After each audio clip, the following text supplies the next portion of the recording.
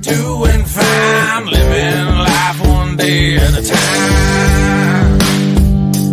Yeah, I hear you. 1, 2, 3. One day at a time. Porch honky, sitting on my porch swing, waiting on that sunset to hear them coyotes sing. But in the meantime, it's the same routine. Sweet tea in my beat up jeans. Charlie Minus on the 6th string, picking a tune. Tracy Stone's doing his thing, skinning a coon. Dogs on the porch laid out by my feet, and everybody's head starts bobbing to the beat. Cars drive by looking at us kinda funny. Just some old porch honkies ain't got no money. Crops in the backyard, chickens in the front, slingshot shooting beer cans off that stump. And the black smoke coming from the smoker, dinner time's close. Yesterday's hide hanging right on the post.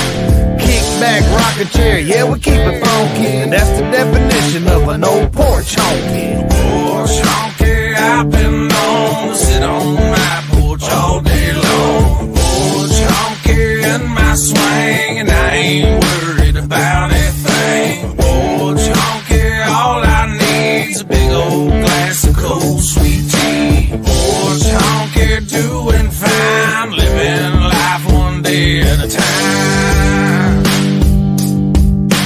1, 2, 3. One day at a time. Hanging out, I ain't gotta do a damn thing but sit right here all day on my porch swing. Drink a few, take a chew, kick it with my homies. Might get drunk and start acting like a donkey. Moccasins and creep, feet bare like my pockets. Connor's on the porch and he's shooting bottle rockets. CB3's humming us a brand new song. He said, yeah, it won't be long until we wake up in the morning and we do it again. Yeah, we're front porch cooling, roof covered in tin. The sun is beating down on my cowboy hat. My voice is getting hoarse, my beer is never flat. I'm looking for my rifle, I found my 45. I raised it in the air, shot it high in the sky. Nobody asked why, they just looked and grinned. Yeah, them old porch honkies, man, they're at it again. Porch honky, I've been known to sit on my porch all day long. Porch honky in my swing, and I ain't worried about a thing. Porch honky, all I need's a big old glass of cold sweet tea. Porch honky, doing fine, living life one day at a time. One day at a time.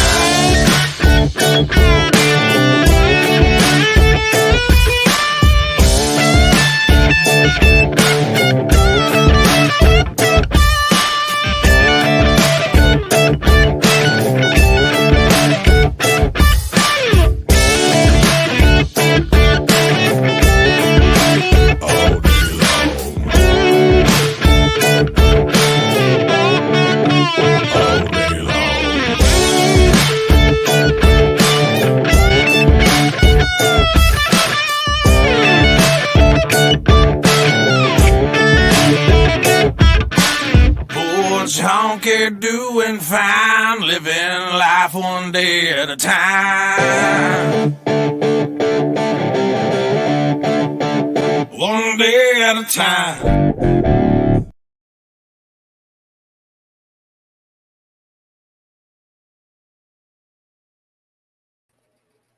Well, welcome everybody. Hello, hello. And we... Hey, tonight we got Justin, new guy. Me and Jim. We got Sarah, Nos, and Sunny from Paranormal Chop Shop. Well, hello. Justin, you want to take off? Tell us about yourself.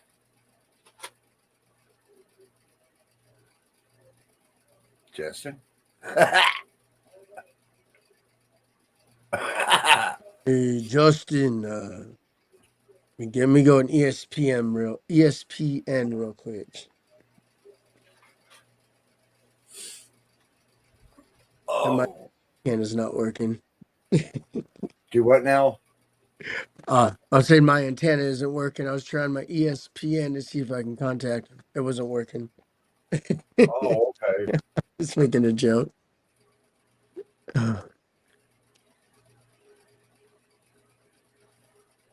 Hope everybody's doing okay tonight. Merry Christmas, everybody.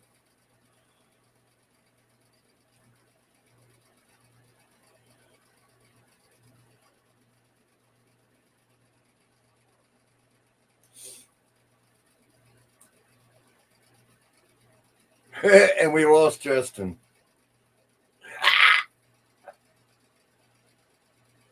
I was waiting to hear back from uh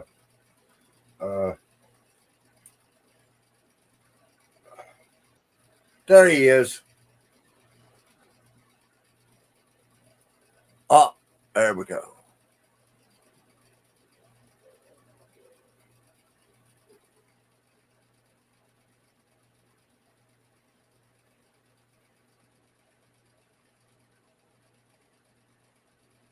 You okay there, Justin?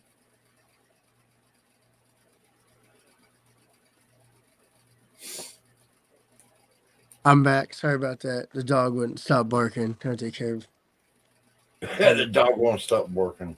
Gotta calm her down real quick.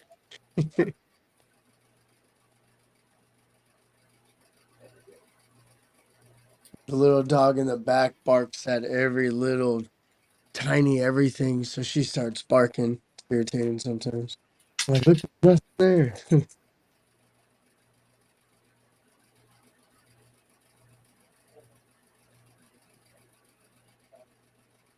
Yeah, he's over here in California too, Justin. I didn't know that till earlier.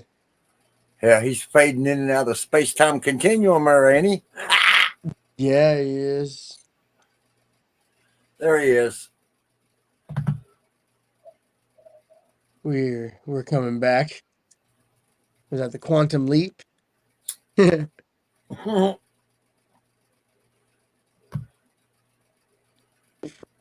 How's everybody's Give him Merry? a minute or two to get everything rolling there. Yeah, the bat's still asleep. A lot of energy today. I felt it earlier. Crazy, all the kids Okay, are. she says, okay, sure. When you start, I finally just frantically still looking for my keys for the car. It's weird crap going on here. So she's gonna come. Yeah, she's gonna come on here in a little bit. Okay, let me make sure I'm on the right keyboard. Start typing somewhere else. Cool, Angel. Comments. Yeah, And we lost him again. oh, And we so got him back. it's okay. I was up.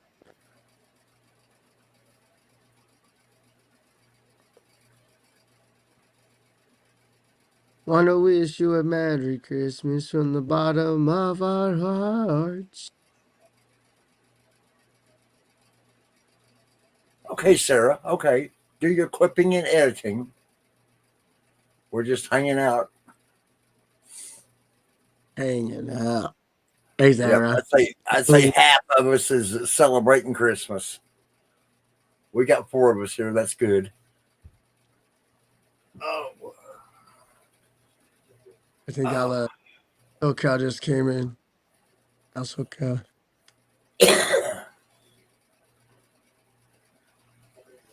So how are you today, Jim? Oh, I'm great. Yeah, Yeah, we keep with mine's a his rest. phone done good today backstage for hours. That was cool. It was. My brain was.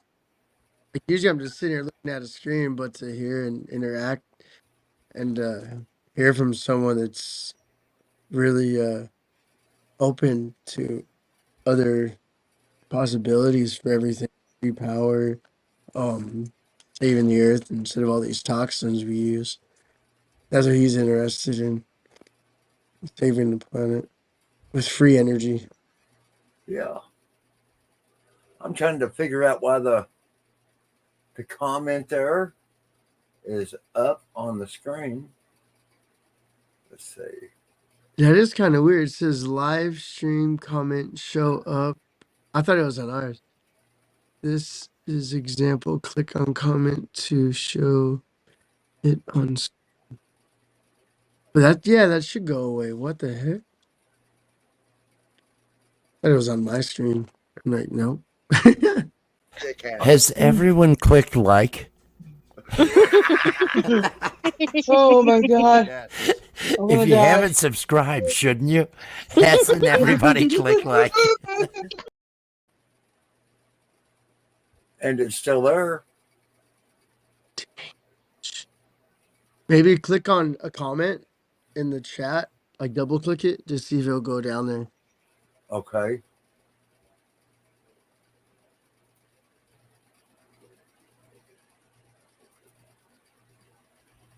Okay, cool. There we go.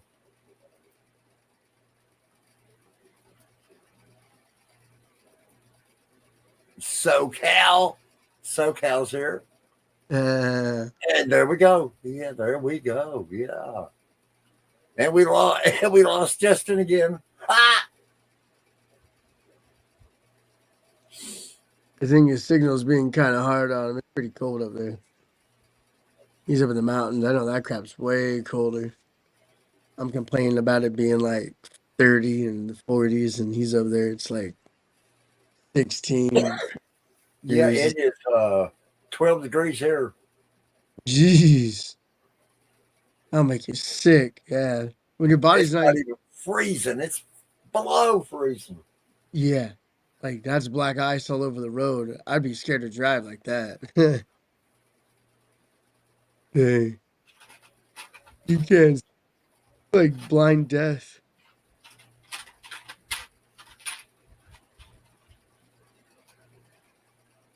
Yeah, I added him once, and then every time after that he popped up. He just come on up on his own. I didn't have to add him. Oh, nice. That was new. I like that. Can't complain.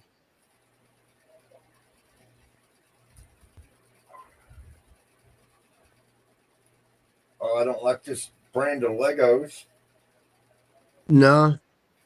You don't. I probably won't put the. I'll probably just throw these in the. I'm just going after the dragon on this one. It goes on my dragon shelf. Whoa, that looks in depth. Holy cow. Wow.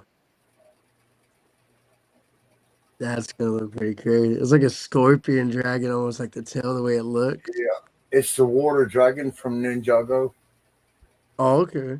Also watch And it. then I'm going to get the four-headed dragon from Ninjago.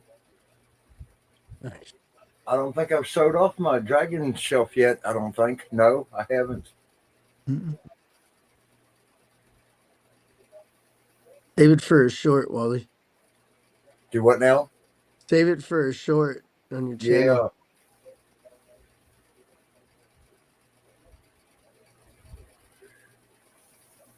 Well, we lost a guest of honor.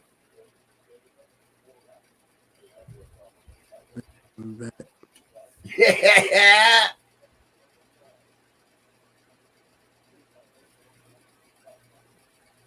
Let me see my. Sorry, I was you gonna guys. let I'm him- dizzy. Yeah, I was letting him do all the talking, so I didn't really. Damn, dude. Got nothing to pull out of my hat right off the bat, not even squigglies. Oh, yeah, Cheyenne's name is still up there. Yeah, she went live this morning doing her new virtual, her PlayStation 4 and virtual headset game thing shit. I hope it wasn't $900 wasted. Ooh. Yeah, it said brand new, so. Wow.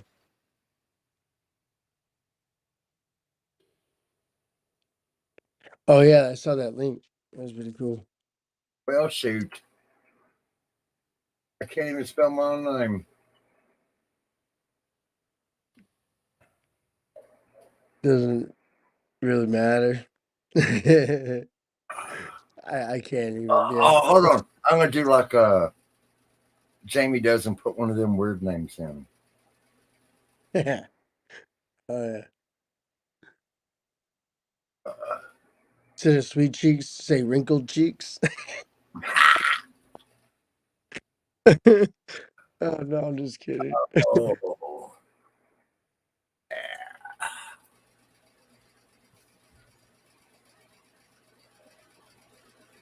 oh, Sir.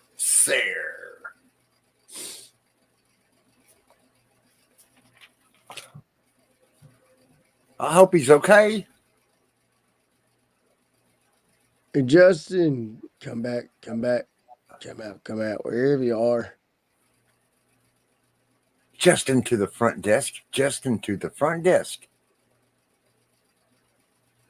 I want to get me one of them cool soundboards like Chad's got. That sounds really cool.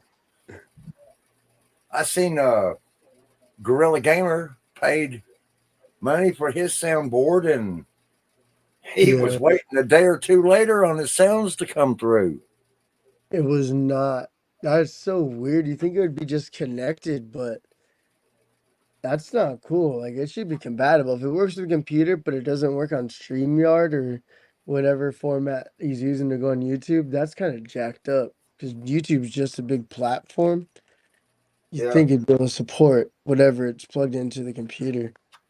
Well, I know Chad's got StreamYard. Tommy G in the house. Tommy. What's up, Tommy? Merry Christmas, Tommy. We lost our guest of honor. Ha! Ha!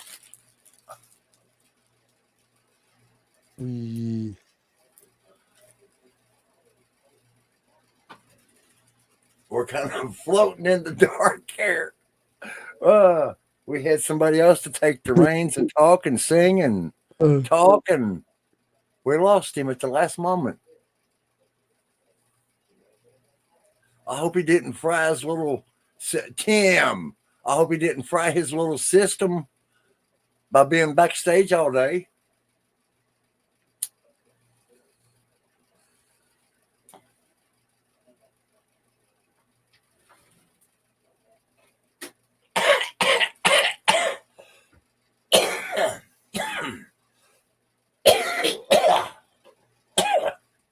Let's pull another one of my favorite songs here real quick.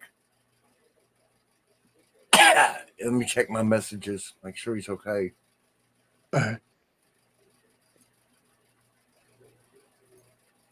Well, shoot. Here we go.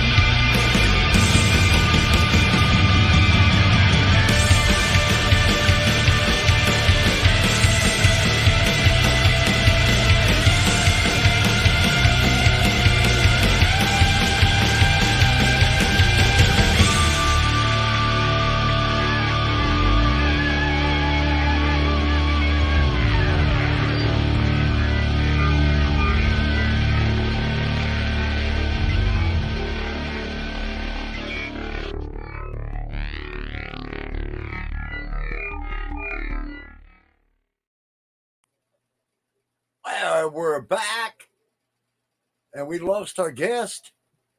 We have lost our guest. We Aging speechless. Justin to the front. Let's see if he's sent anything back. I sent him a thing. See if he's okay now.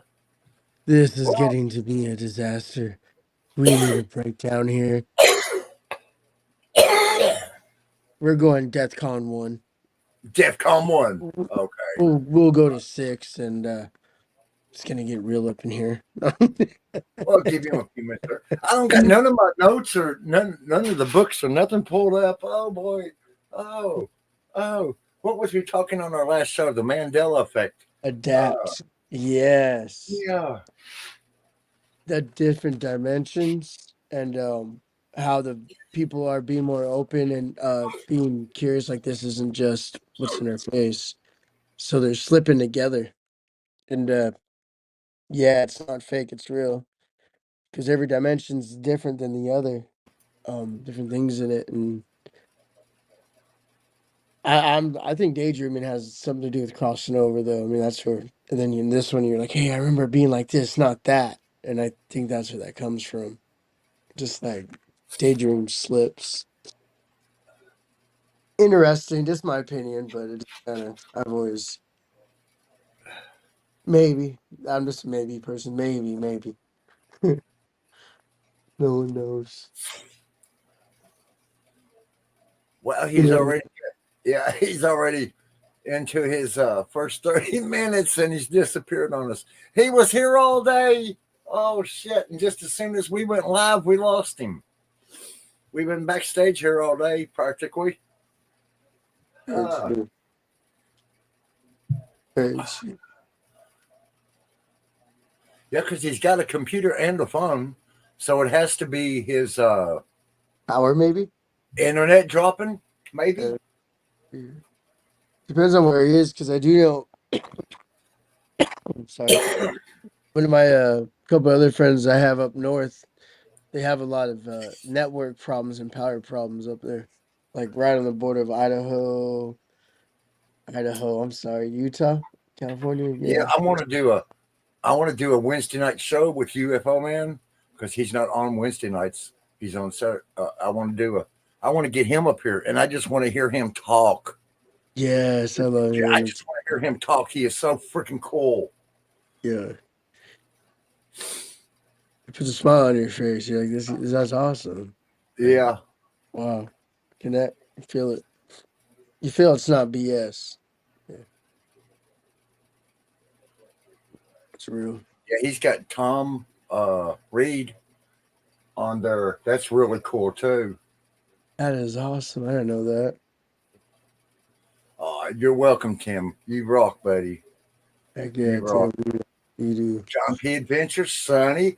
Got a nice little turnout here for I didn't expect. I figured a couple of people would motor in. I didn't expect to have such a good turnout. And also, we're going to do a New Year's Eve show. Get some girls up here, and me and Jimbo just lay back in the background while the girls do all the talking. Heck yeah. That'd be awesome. Yeah. Heck yeah. Yeah. Right, you're letting up the new year. Yeah. We're going to get Sarah. She's going to come on the last 30 minutes and do readings. We might have to bring her up sooner. And she got a new deck.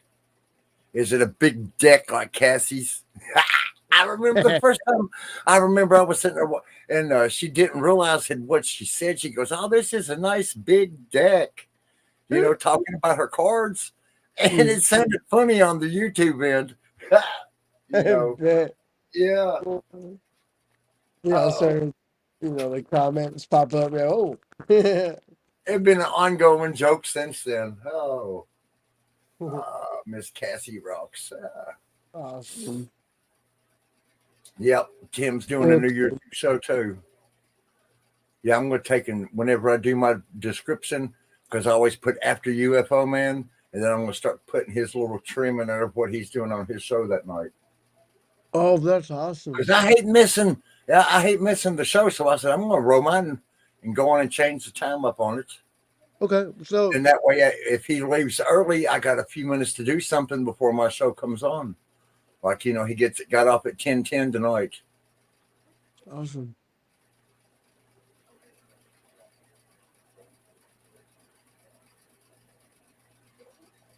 Everyone goes live at the same time. Wow, who else is live right now?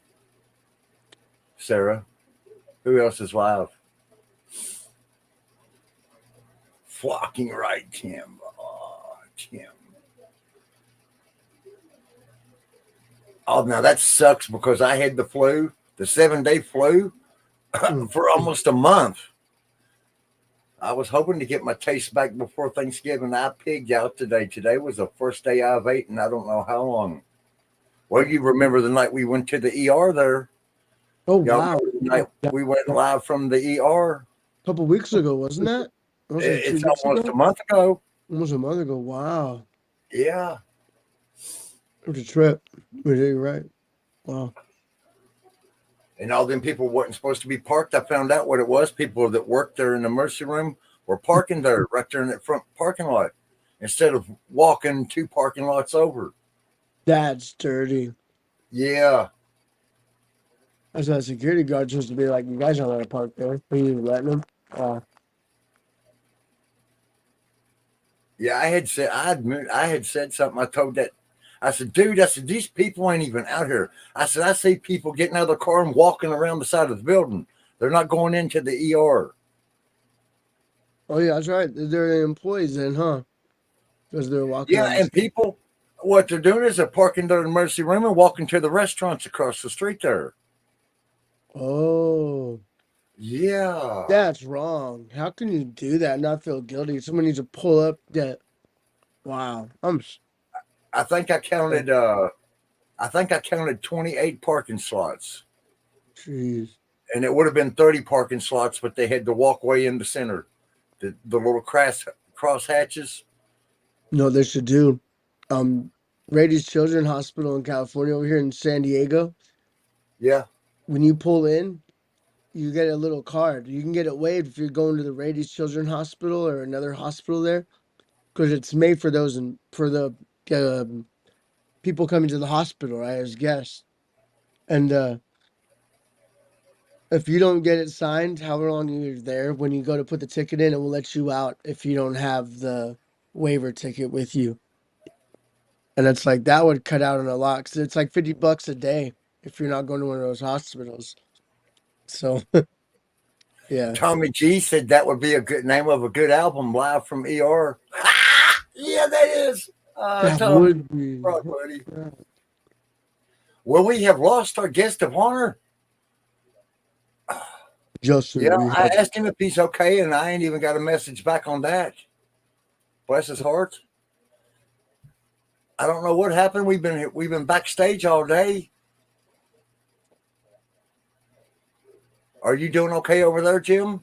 yeah, sounds good. Cool. He said our audio. He kept on hearing the audio fuzzy, like kind of crackling. I don't hear nothing from you. You Something on sound good. his side. Yeah, it might have been the connection or data, I maybe. think it was him Yeah. because he done pretty good all during the day.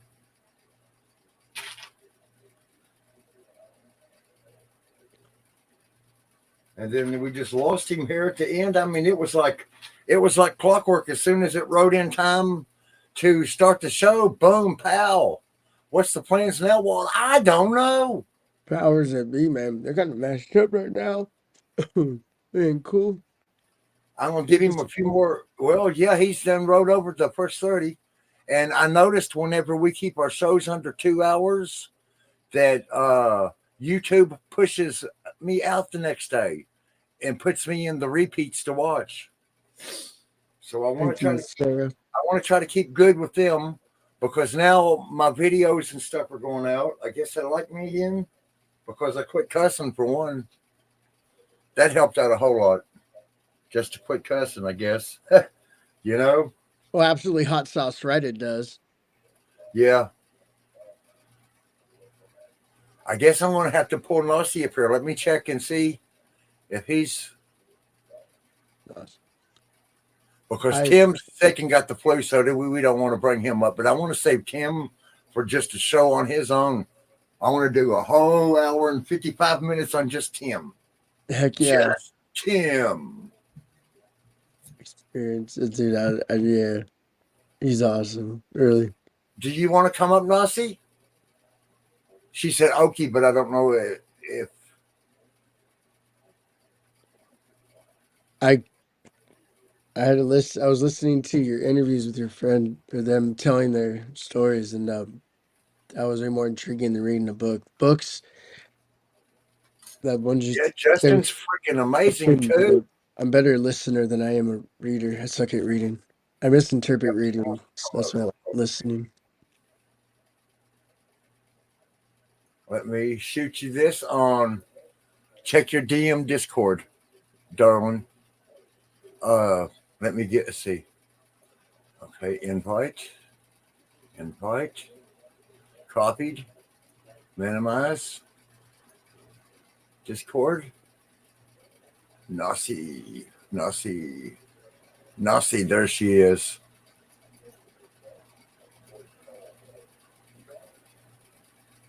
Make sure I got the right keyboard. Ha! I'm deloaded back down now. I got the third computer almost ready to go out the door. It does say weird one on your name, so the key is that the right keyboard? It looks like then, yeah. Think so. No, I got one keyboard for one computer and one keyboard for the other computer. I should have put Wienered one on my side.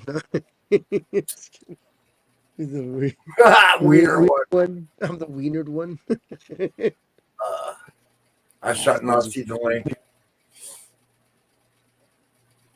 Hey, no. The baby started calling her Nazi, and now I can't quit.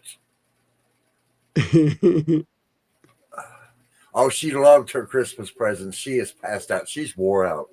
No, She had a hard day. It's rough being a baby, ain't it? A big baby. She cried when she got her new PlayStation 4 or the PlayStation 4. That is awesome. It had so many damn accounts in it. We had bought it from a pawn shop, and I guess they would pawn it and lose it in pawn, so somebody else would buy it, and then they was just putting another account on. And you can't go into PlayStation and wipe somebody else's account off. What? Damn. Boom. I'd open that thing. And we sold it before we factory restored it. Wow. That is nuttier than a dang squirrel turd on freaking nut timber. Or no nut November. Oh, Tommy, I hope she ain't getting sick. She just got over being sick with the damn broke tooth. Bless her heart. Oh. Oh, Sarah. We're just waiting on Nasi to come in. Yep, I sent her the link. Yep, there she is. Okay, let me get back over here on this one. Nasi. I'm sorry, I can't help that. The granddaughter started calling you Nasi, and it's just like, it's just stuck. It took. Hey. How are you doing, sweetheart? Oh, awesome.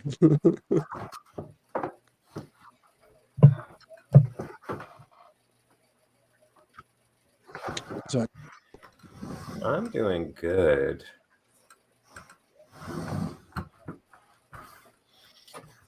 Finally got the rest of the processing done that I needed to on the book, so it's up on Kindle now. Well, cool.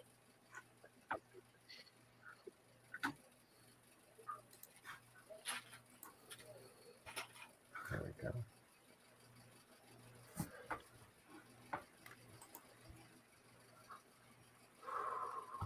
Hey, Tim.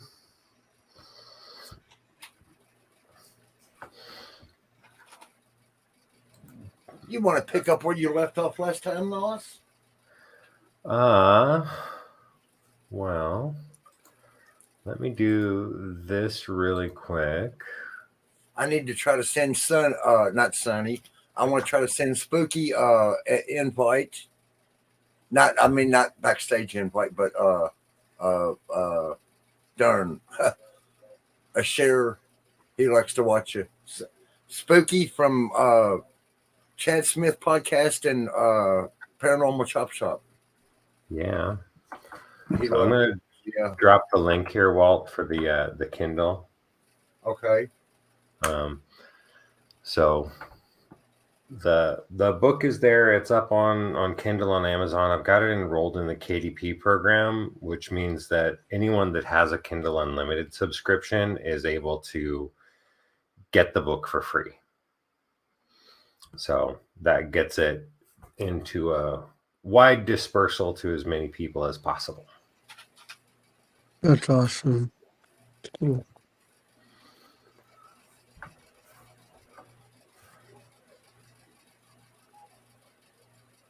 And then it's just a matter of having a handful of people in the community that read through it. Once they read through it, they'll understand the importance of it and they'll want to share it out. That's awesome. I don't like that Trivium record. It's too much. You don't like what? That picture I have, it looks better on the record. There's a band, it's called Trivium. Oh, okay, I got you. That's where that white devil looking picture was from. Just something like it.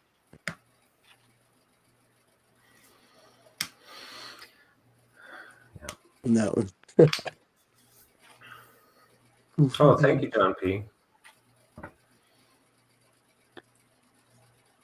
Yeah, I like sharing, and it's, you know, one of the things that frustrates me is that there's That's awesome. a lot of stuff that I can't share yet because I need to work with the governments of the world in coordinating how things go down.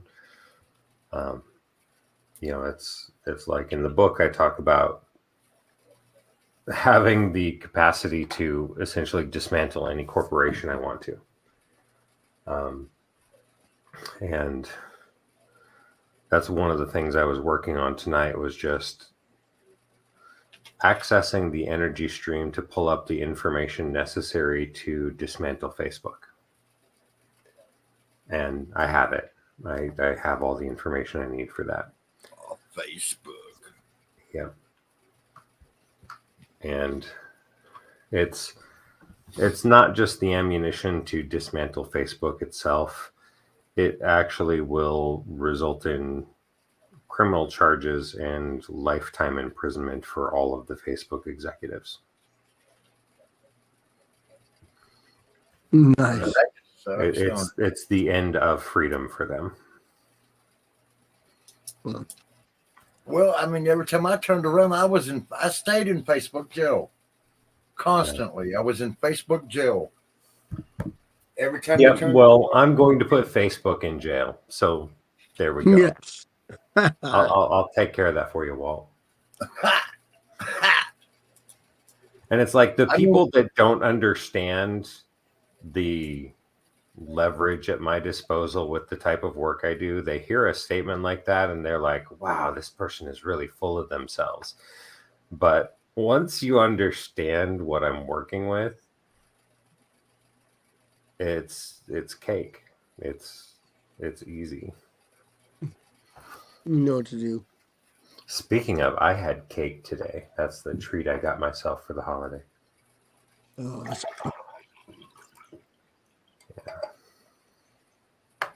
There we go.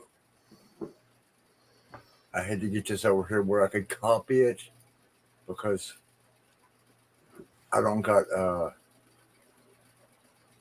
and I can't copy and paste my own link. Well, hold on. Well, Yep. Well, Angel Wings, in answer to the question, when it comes to understanding dragons, you need to not be listening. The draconic race is a purely empathic species. So you need to be feeling and developing your empathic lexicon of understanding the feelings that you get and how those evolve into more complex sensory experiences beyond feeling to internalized experiences of images and sounds and temperature and pressure and atmospheric effects and all the other stuff that goes with it. Yep, I had chocolate cake there, Tommy. It was wonderful. It's been a long time. I don't usually do sweet things at all. Sugar's not generally part of my repertoire.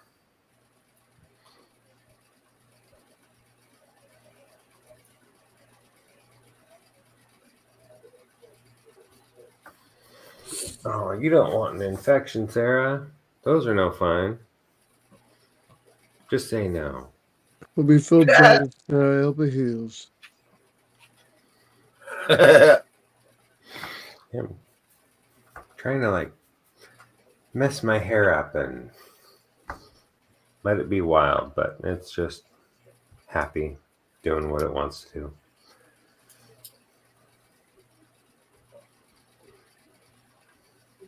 It's free. Free. Mm-hmm. Yeah, wouldn't that be nice to have free energy? Yeah, the energy problem is something else I'm taking care of in my work too, which also does get explained in the book. That is awesome. Heck yeah. And there's more behind it than that. I'm removing privatization of the public utility systems.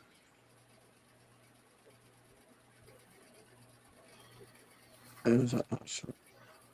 Very awesome.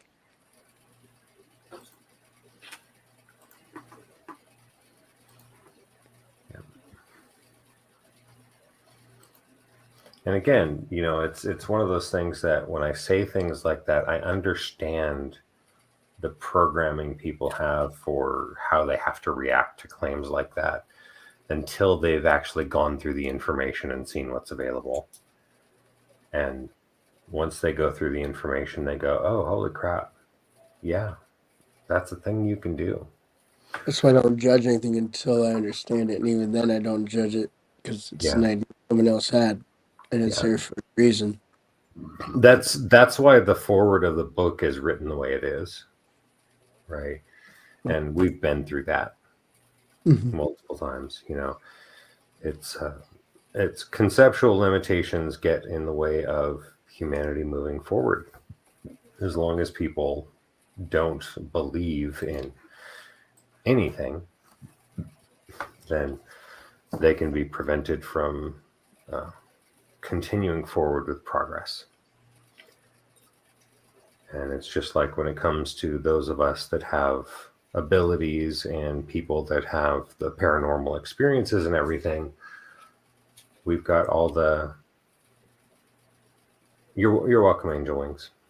You know, like you look at the mental health community, and I'm going to put that in quotes.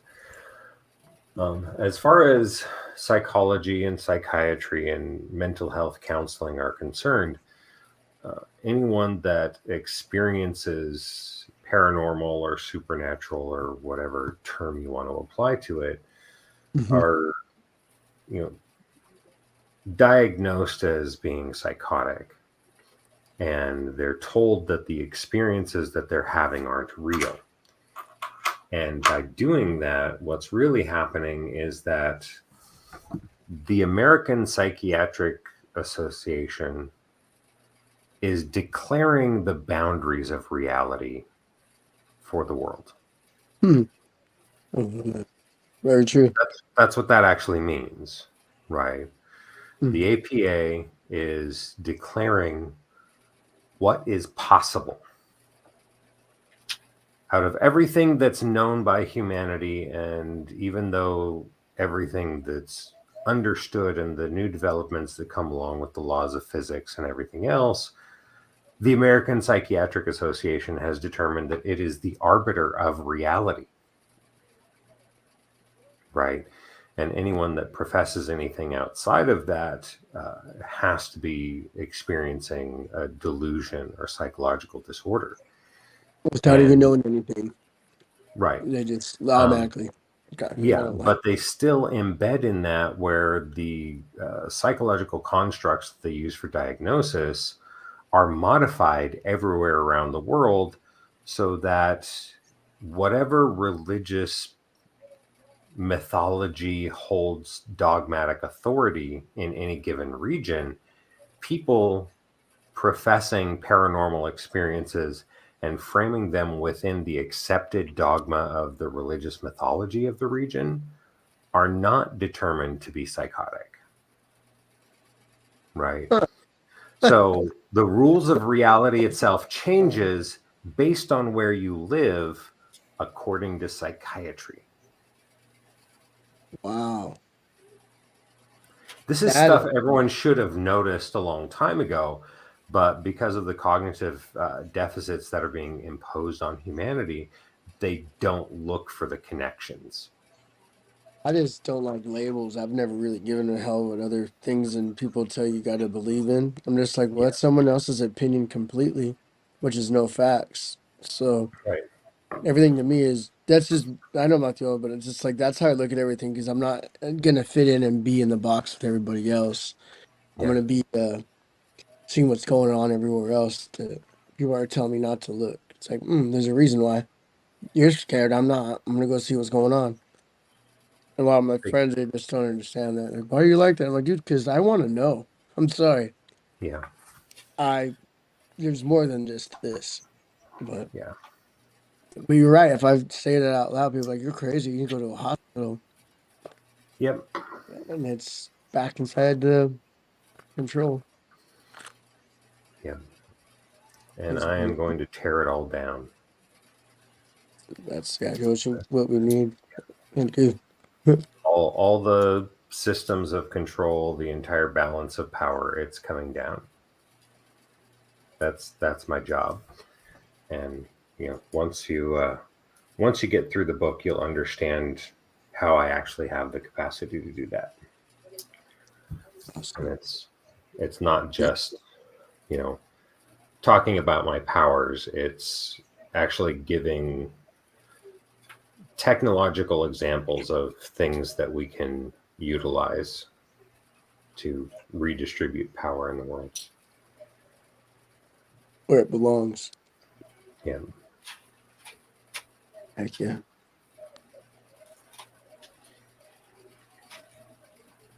So right now, the only thing I'm waiting on is just to get the snowball rolling on the book, which is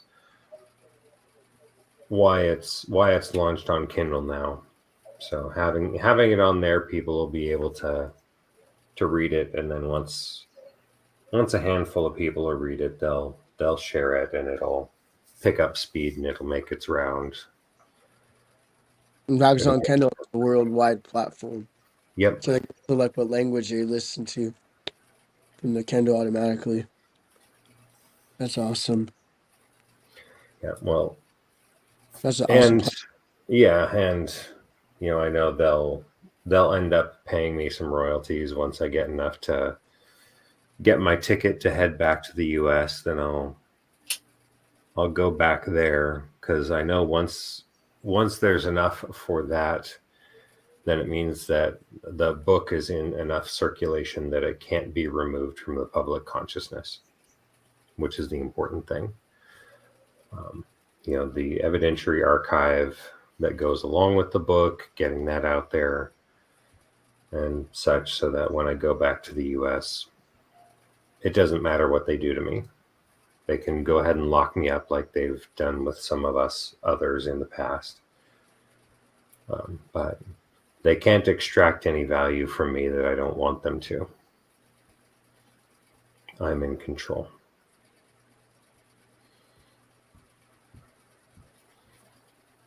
So now it's just playtime for me. Yeah. That's awesome. Yeah. So that's why I'm now spending my time looking at, okay, once I'm back in the US and I'm dealing with the US intelligence community and the global intelligence community, we're taking down the shadow government. So that's one of the small things. Eliminating the truth embargo on UFOs and extraterrestrial life. That's in there. So governments aren't going to be in control of that information anymore. It's going to be in the hands of the public. And, since I've already laid out the blueprint for how those things go down, now I get to look at what the other things are that I want to do, which is why I was like today, extracting from the pool the information that was needed in order to dismantle Facebook and put Zuckerberg away for the rest of his life. And the manner in which I'm doing it, every single country that actually has Facebook in operation in it will be putting out a warrant for his arrest. They'll all be seeking charges against him.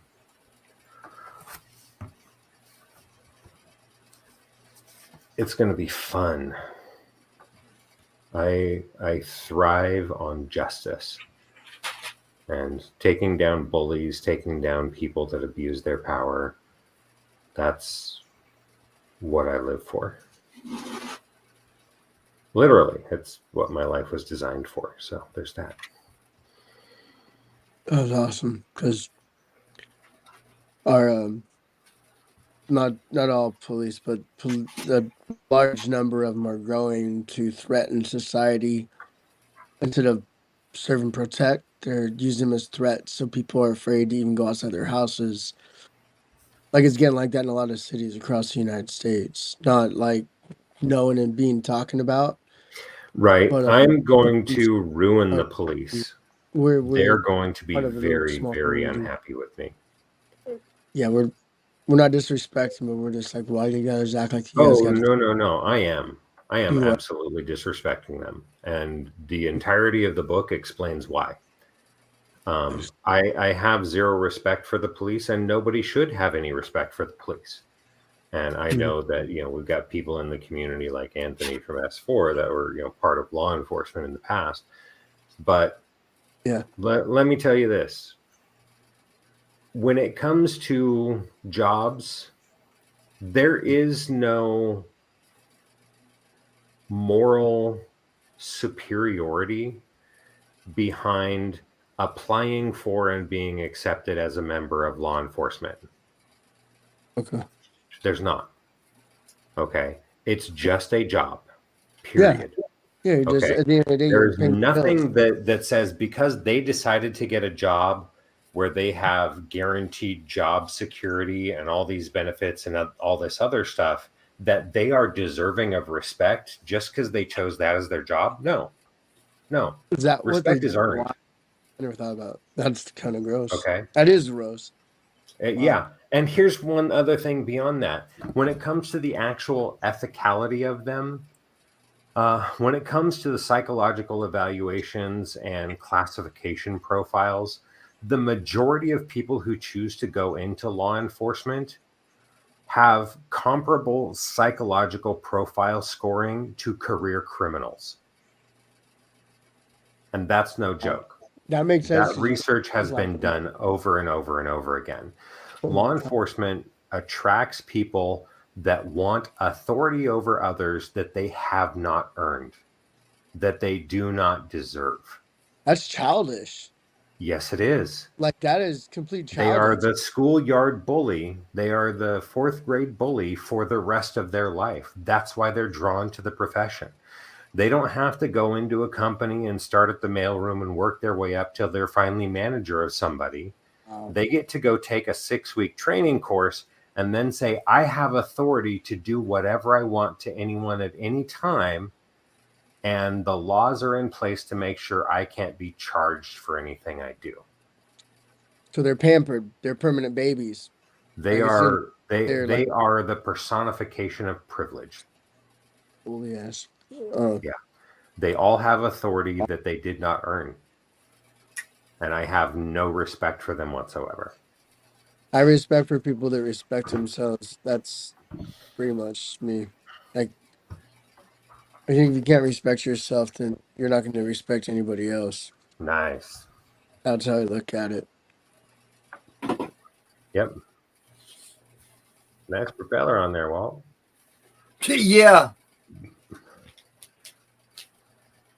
I I'm wanting to start building the dragon. Where in the hell is the dragon at? It's got me building all kinds of stuff. Oh, well. Flying up in space still. No, I'm just kidding. I don't know. Yeah. And law enforcement's not going to be happy with what comes next for them. Awesome. But how do you govern the crazy people? How do you police them? They're not supposed to be policed. They are the police. Crazy, by definition, is a mental health issue, right? Police officers, like, they don't have to have any sort of college degree. They don't even have to have a high school diploma. They just get a GED. They don't have the psychological training to be able to provide mental health services to people that are in a state of mental health crisis. They're not competent to do so. They're not qualified to do so. And in fact, most of the people who are murdered by police throughout the United States are people who actually are in a state of mental health crisis. You know, they're going through psychological trauma. Something has gone wrong in their life and they haven't gotten the appropriate social services for the mental health support they need. And some stupid ass family member calls the police and asks for a mental health check on them. And that family member that the police go check on ends up dead. That's what most of the people are that the police kill. It's someone experiencing a mental health crisis and a family member sent the police to do a wellness check. Okay, the police should not have anything to do with mental health or social services and all of that stuff. They don't belong in it. That's what the defund the police movement is about. It's about having police only involved in criminal services, period. Yep. Right. Getting them out of the rest of it, getting them out of the things they have no business being involved in. And you know what? The whole serve and protect thing, they're not. There's nothing about their attitude that say that they are serving anyone. They're supposed to be public servants, but they tell you they're authority figures and they have absolute authority over you. How can they be your servant if they have authority over you? Mm-hmm. Right. Doesn't mesh. Reversing the role. Yep. Yeah. And when it comes to the protect thing, no. They're harassing people with racial profiling and over policing in communities where they don't need to be in order to provide a hostile presence in the community, and incite violence and things along those lines.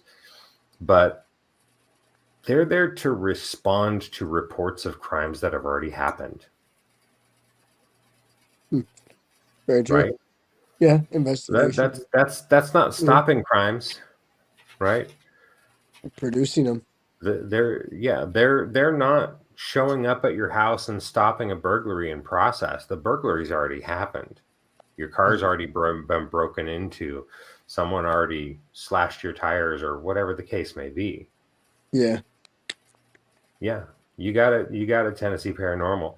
The police are not mental health counselors. They are not trained psychotherapists. They think that this 1 day course that they go through on de-escalating psychologically traumatized individuals makes them qualified. It doesn't.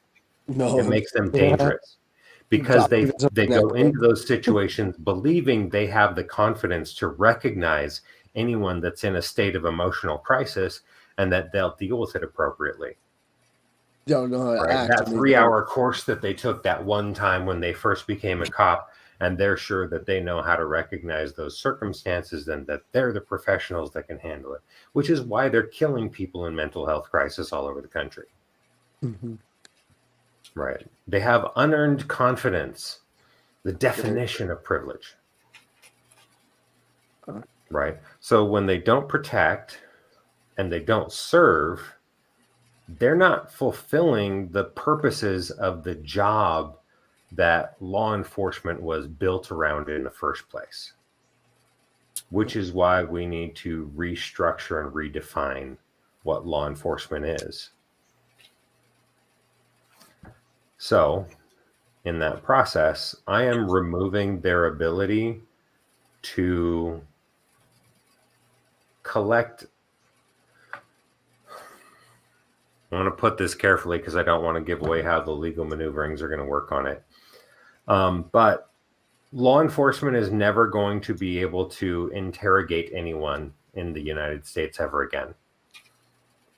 They are never going to be able to badger, manipulate, lie, cheat, steal, or any other method of getting a confession out of anyone. And confessions will never be able to be used in the court systems again. If they want to convict someone of a crime, they're going to have to actually investigate and find evidence. That's it. I respect cops should military not have guns. higher than police.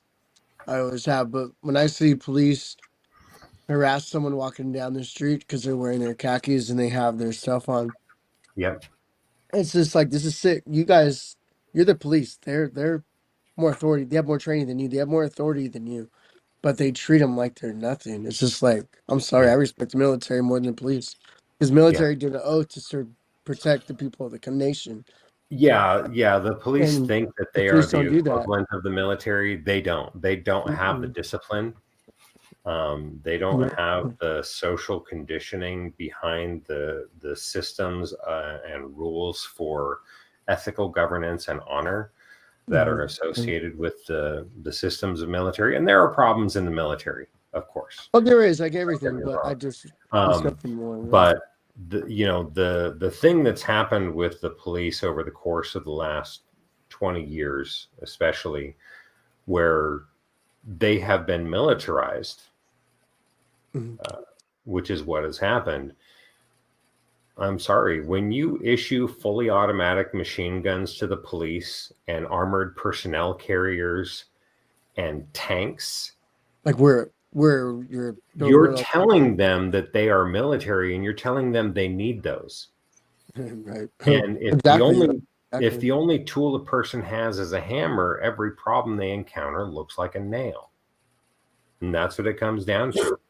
They've been told they're soldiers and that the public are the enemy they have to fight, and they've been given weapons to fight against the public. Makes so much sense. Yeah. And we're going to dismantle that. It's done. Awesome. We just have to, start getting the word around. I like that a lot. Yep. So as you see, I've got the answers. It's all there. And yeah, they're not going to like it. And yeah, I'm going to upset the liberals too, because as far as I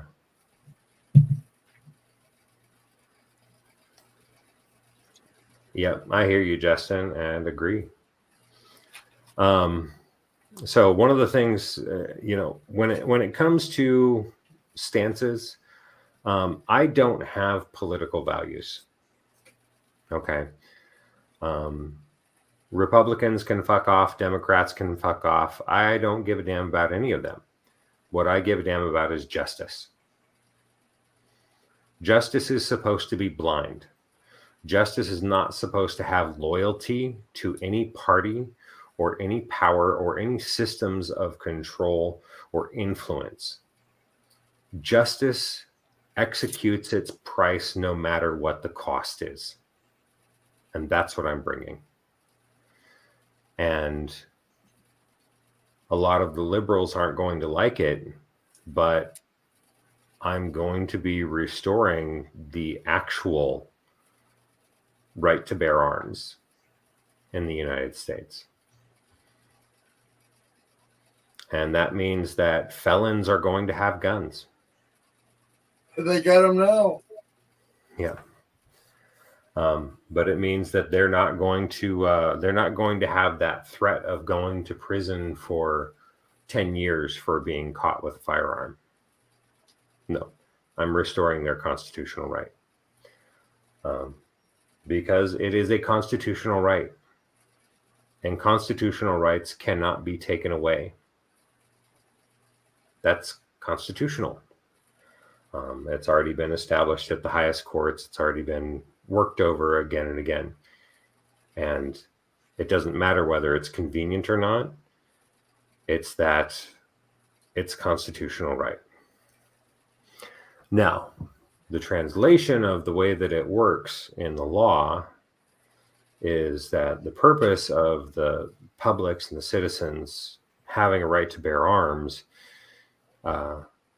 is to have a well-regulated militia in order to prevent the rise of a fascist government. Well, the United States is moving towards fascism, and it has been since George W. And the public is going to need to be armed to deal with that. But the armaments that they're going to have access to under that constitutional agreement is not just going to be regular firearms. It's going to be severe weapons. Because when the government has drones and tanks, a fully automatic AK-47 is not a weapon that you can use to fight a fascist government. It's not. It doesn't fulfill the requirements of the Fourth Amendment right to bear arms. A fourth dimensional. But yeah, I work with that stuff a lot. You know, it's all the time skips and things. And you know, it's not that I want to have, you know, everyone wielding machine guns and having a case of grenades in their home. But the law is what it is until it is changed. And that's what it comes down to, is that the constitutional provisions on both the letter and intent of the law when it comes to Fourth Amendment, everyone has a right to bear arms. And they have to be able to, the public itself needs to be able to wield sufficient firepower to dissuade the rise of a fascist government. That's its purpose. That's the legislative intent behind the Fourth Amendment. And because of that, then the public's going to have to get a lot more well-armed than it already is. And they're going to need a lot more training, just as public, on methods and tactics for countering rise of a fascist force.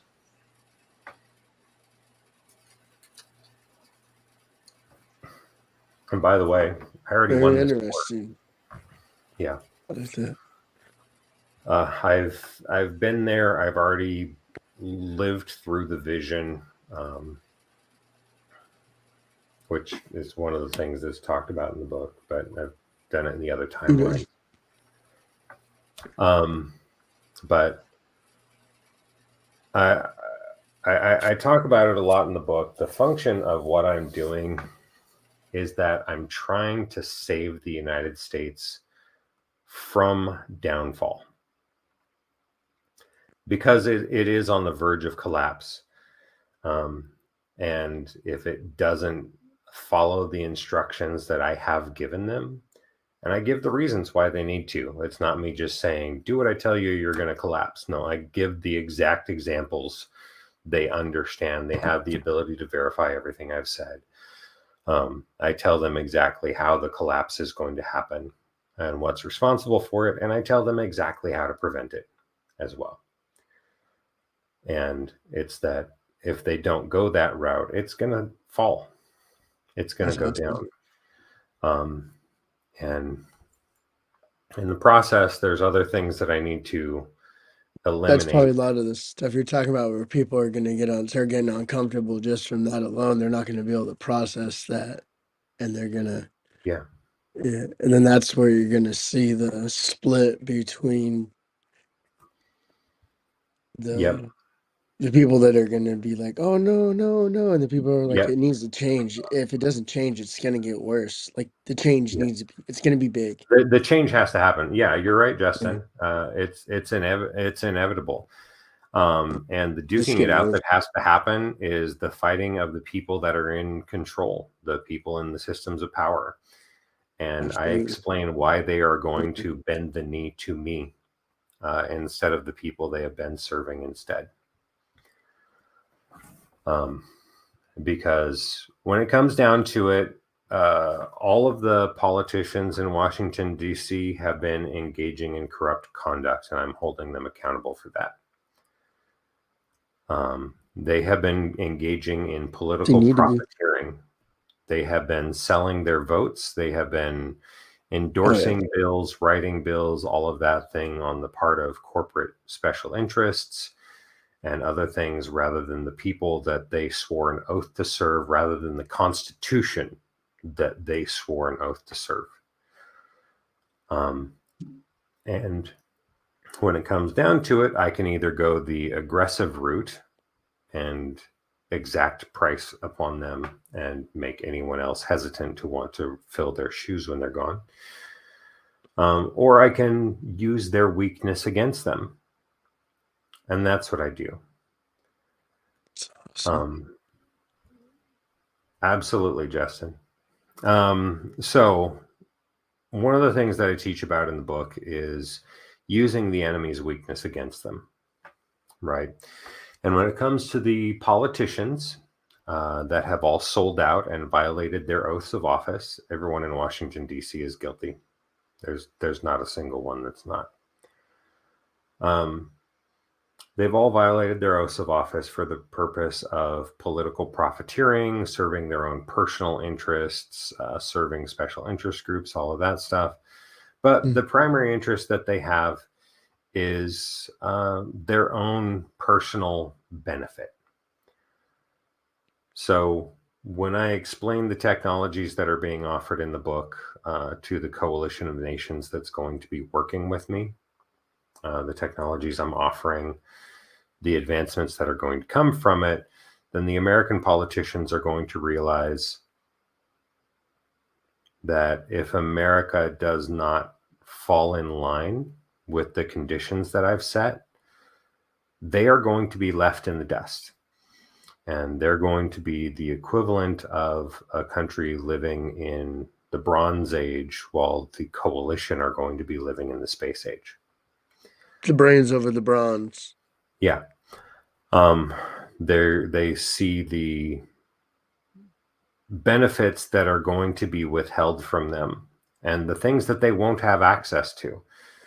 Because I do disclose it in the book. I have the ability to create technology that is biological immortality. Reverse what the threat they're Yeah. making to destroy it. It's reversing the aging process. Yeah, it's true though. In the United States, they're paying the money for the biggest, baddest weapons to destroy, which that's not brains. That's stupid. It's not. Yeah. It's stupid. And That's what they're and spending money on. It is completely the dumbest yep. possible. In my mind, the lowest possible thinking a country can do, besides trying to save the world and us live farther instead of trying to destroy it. And the book explains how That's what this country the does. processes that we're going to do end up getting rid of all the militaries. They become obsolete. There's no need. All that money goes back Yeah. into advancing humanity instead.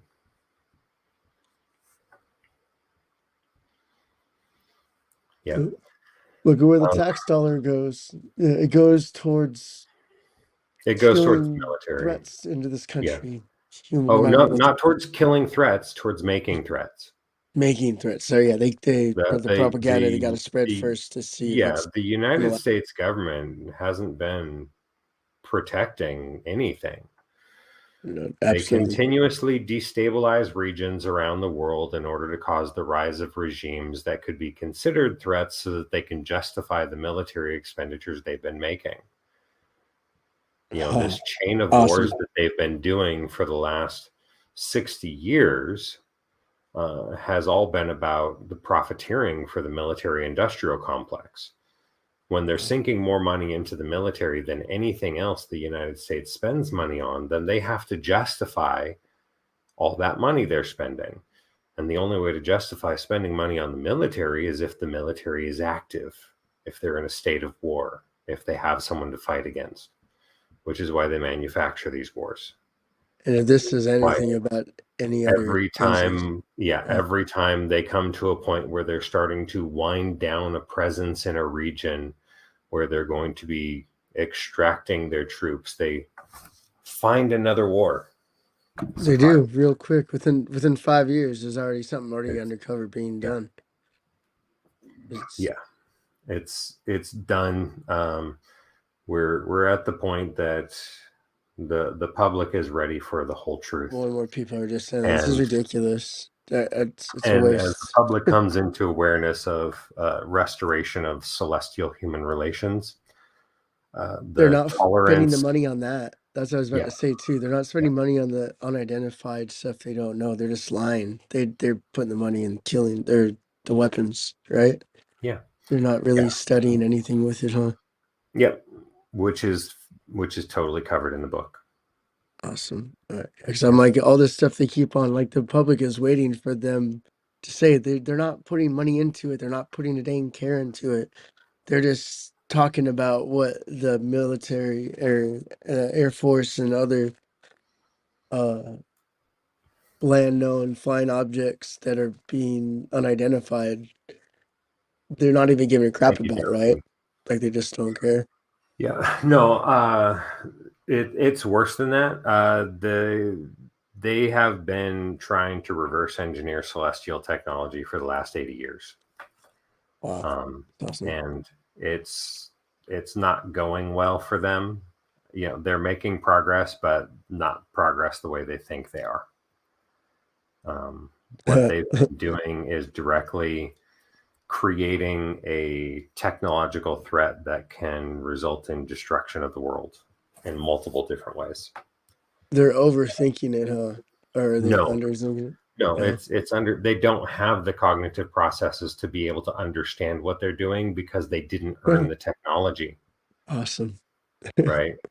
Ignorance. It's like I've said before. You know, if the U.S. military abandoned a military base in the Congo and left all the weapons behind, and then a bunch of chimpanzees and gorillas came wandering into the base, you're going to have a lot of damage that happens. Yeah. Right. Yeah. And while those other primates are capable of pulling the pins on grenades and seeing that they explode and then utilizing them, it doesn't mean that they understand how those things are manufactured. Very true. They don't know nothing behind understand pulling the the pin. chemical They know nothing processes. else. Oh my goodness. And Justin, as far as taking the technology back, the technology is there for a reason. It's just not the reason the United States government is utilizing it for. That's awesome. Yes, when the chimps learn to reload, we're going to be in trouble. I don't know. They know to pull a trigger already. Maybe if they just get a gun that's already loaded. Yeah, but the book does explain as well why technology has befallen humanity to begin with. Oh yeah, dragon time. Step 1, it's already complete. That's what step 1 looked like to me. I'm just kidding. So my brain works backwards. Sorry about that. Sorry. The presence of celestial technology has had multiple purposes that are important. The staging of crashes, and yes, we staged those. They weren't actual crashes. The staging of crashes resulting in stranded celestials was a circumstance of testing the governments where we did that. Sweet. So if the United States government sees short grays as the individuals that are in these vehicles, then the normal human mindset is to think of themselves as superior just because they're larger than the other species. So they feel that they're in a position of authority and control over the grays when they take them into custody. Now, the grays being in a position where their ships are wrecked and their bodies are a little bit banged up, or we have a body there that's not actually a real body, but just a biological replica. They're putting the thought process there. That's died, then it makes the impression that it's a legitimate accident, that it's a wreck that that wasn't supposed to happen, and that these particular celestials are in need of aid from the humans. Right back to Hollywood train of thought. Yes, and by doing this Oh, and staging the situation like this, then we get to test the reaction of the governments where we've done it, and we've done it in multiple places. And for the U.S. government, that meant taking the grays in and experimenting on them and killing them, which is what they ended up doing. And then trying to wield the technology for themselves by reverse engineering it. So they created an enemy, and they're lying to us by saying, like, pretty much, right? Because they killed one. Yeah, the United States government has aggressed against celestials on many occasions. They have. Now, is that just this country, or is it like other world governments that are involved in it too? There are other governments as well. Yeah. But the United States is the thread that has to be pulled to prevent the destruction of the planet. The dark powers are higher over the White House. Yeah, the shadow government, which is why the book gives the full blueprint for dismantling shadow government and who's actually behind it. But the United States, in every timeline that's happened so far, the United States government was the one responsible for the destruction of the planet. Mother plucker. Yeah, and while there are other governments that I'm going to be holding accountable, and there are nations that are going to fall. So where did the thought come from, though? The thought in their head come from? Like you were just from here, this country? The people who are leading the United States government are victims of the systems that they're perpetuating. Wow. Okay, so when we're talking about social engineering, humanity is on a declining state of consciousness. Yeah. If you look at where we were 60 years ago, if you look at where we were 60 years ago, the concept was discovery. It was progress. She wanted to learn. Wanted to learn, scientific advancement. And you look at what's happening right now and the social engineering that's going on, and the viewpoint, especially by a particular half of the citizens of the United States and their governmental representatives, is anti-intellectual. It's this concept that whatever thought pops into their head is as legitimate as the millions and millions of hours of research that has been developed by the greatest minds leading any individual scientific topic. The concept of entitlement, privilege, and validity of thought, that whatever thought pops into their head is as valid as people who are actually subject matter experts. That is very sketch.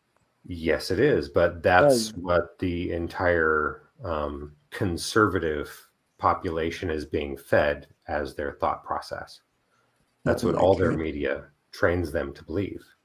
So is that why they're so against people thinking beyond that? Like they're saying, oh, you're not part of the system. You're mental. You need to go here. You're not able to make it in society because you're not thinking like society.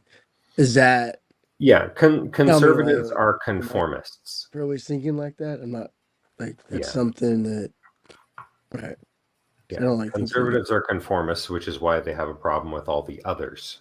control freaks. Black people, queers, disabled people, immigrants. Others are inherently non-conformist because they can't be conformists. They're We're looked different. at as aliens. Yes. So they don't understand or they don't want to. Yeah, they don't want to understand, and that's fine. I don't need them to And I don't want understand, them to understand. and we Seriously, don't. I Yeah, don't give a shit. and You're not gonna able I to. would prefer to just wipe the United States out, but for the Second that. sake of the Trade that. future, for the sake of the future plans that are in place, and getting the world to recover to what it's supposed to be, the United States is a tool that I can use for that purpose. And like I teach in the book, you have to turn the enemy's tools against them. And the United States government isn't my enemy. They are victims of the systems of control that they push on others. They create The, their own freaking hell. they do.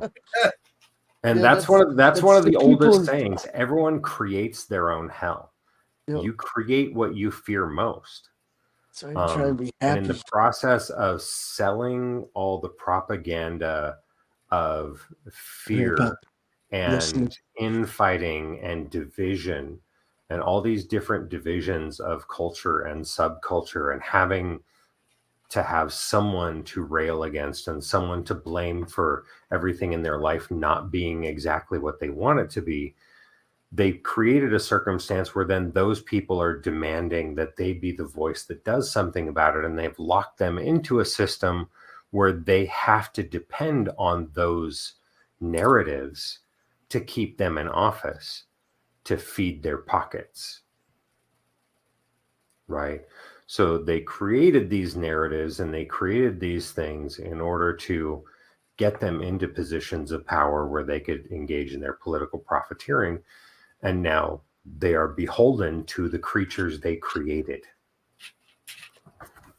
And it's fitting.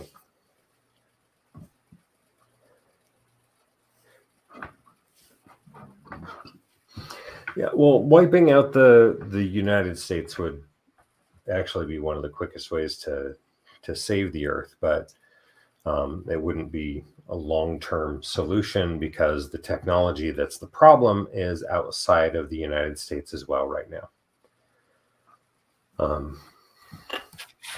But we'll get there.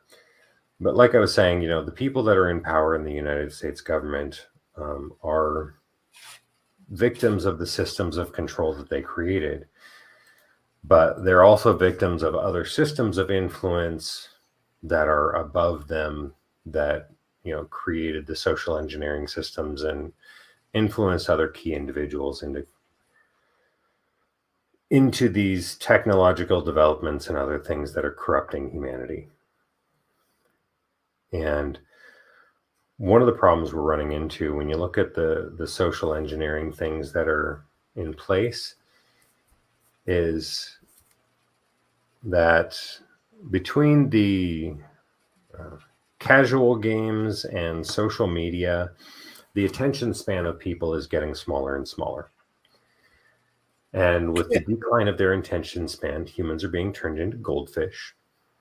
And with that, they don't think in larger frames of reference for the cognitive evaluation of cause and effect. So people's ability to determine how any action they're going to take will influence future actions has been crippled. It's been significantly impaired. And it's getting worse and worse. And this particular frame of reference is something that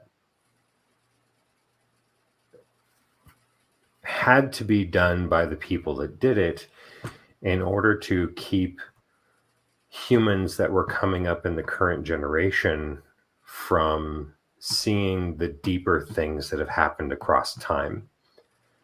Because with the internet age and being able to compare information and everything all around the world, people would start seeing the patterns that are much larger than what happens in the course of 5 or 10 years or even 100 years. And they'd be able to see the things that have been happening across thousands of years. And they would finally put all those pieces together. Hey, Angel Wings. Hello. I was sitting here like a dingling. Wally, I didn't notice you stuck that in there. I'm like, oh shit, I'm sitting here dirt, spacing off. Trying to figure out how to find my keys. That's still bizarre. I've never in my life lost a set of keys like I have. I'm like, holy crap. Now, did you lose them, or did somebody misplace them, or did one of the spirits pick them up? That's what I'm wondering, because I made a leprechaun joke, and literally after I made a leprechaun joke, they disappeared. I'm like, oh no, that's not fair.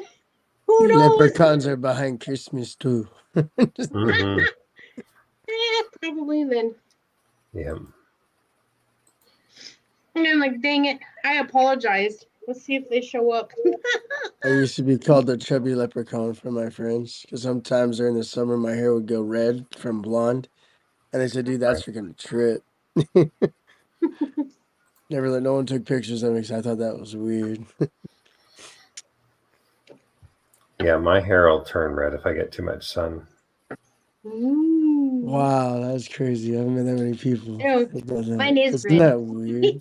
This is weird. I know, but when I'm out I've in the never sun, it understood just it, but turns more that's why blonde I instead of complain. red. Yeah. Of Mine course, gets I dark. also have my illusionary hairs, so there's that.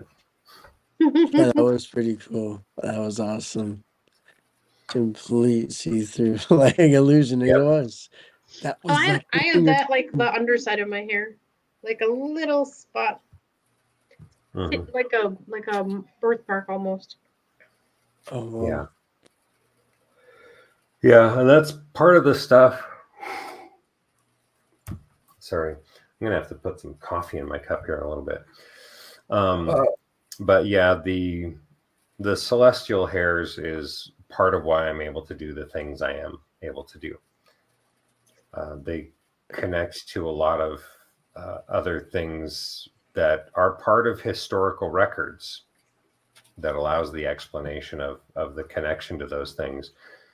But to put it in the simplest concepts, when you go back into the records of mythology, you find these, very light blonde or white-haired beings being mentioned in all different mythologies all around the world as the celestials, the ones that came down from the skies. And you also have celestials that are not in human form, that are in beast-like forms, where they have the white wings or the white fur that has the same association with it. And they talk about those wings being covered with eyes, or their fur being covered with eyes. Like in the Bible, that's what they put for the descriptions of the angels. Angels? Yeah. With multiple eyes, a dozen Yeah. of them.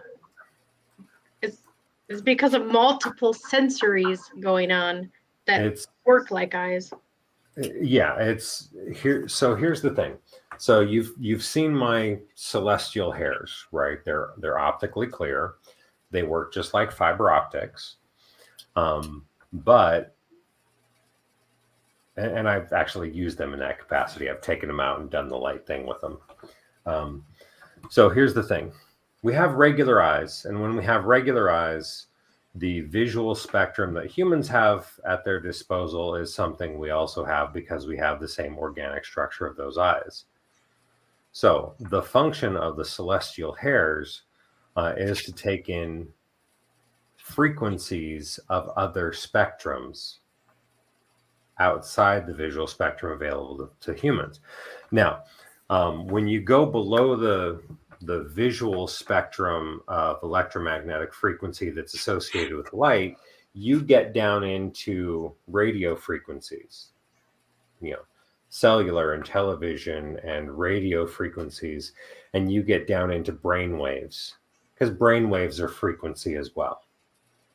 They emit electromagnetic frequencies that electroencephalographs can pick up. Alpha, data, theta. Yeah. And you also have the cosmic rays and all of those things that, even though people don't see them, are coming through the sky all the time. Even in the daytime, when the sun's out, the sky turning blue makes you stop seeing the stars, but the stars are still radiating their cosmic rays as well. So here's Our the sun thing. never stops burning. Every The sun hair never follicle, stops. Yeah. right? Every hair down at its follicle has a nerve bundle around the follicle, around the root bulb.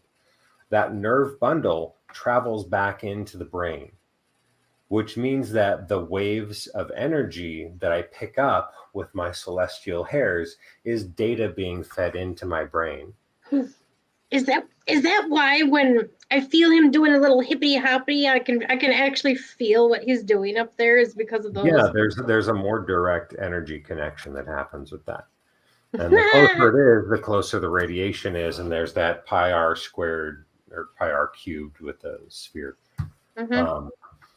for the power of the radiation. And so connecting to those things and being able to read those energies and connect with them it's how I'm able to access things that are far beyond what the humans have the capacity for, right? That's one of my biological modifications. But once I explain it in those terms and I say, this is actually an organic process, right? It's clear, just like fiber optics. We know that fiber optics allow the transmission of energies that they receive through their shaft down to the root. The root bulb has a nerve cluster around it.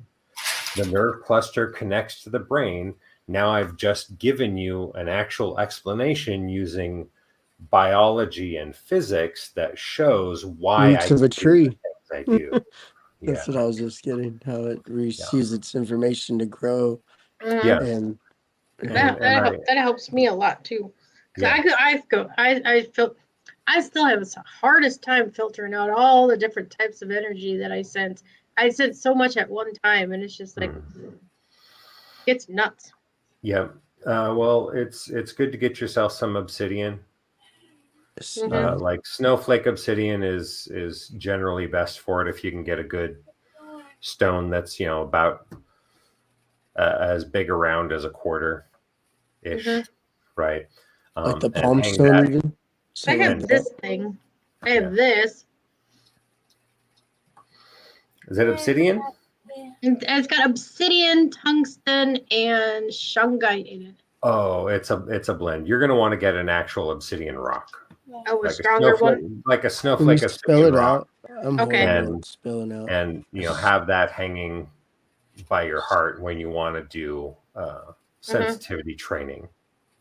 Okay. So here's the deal with sensitivity training.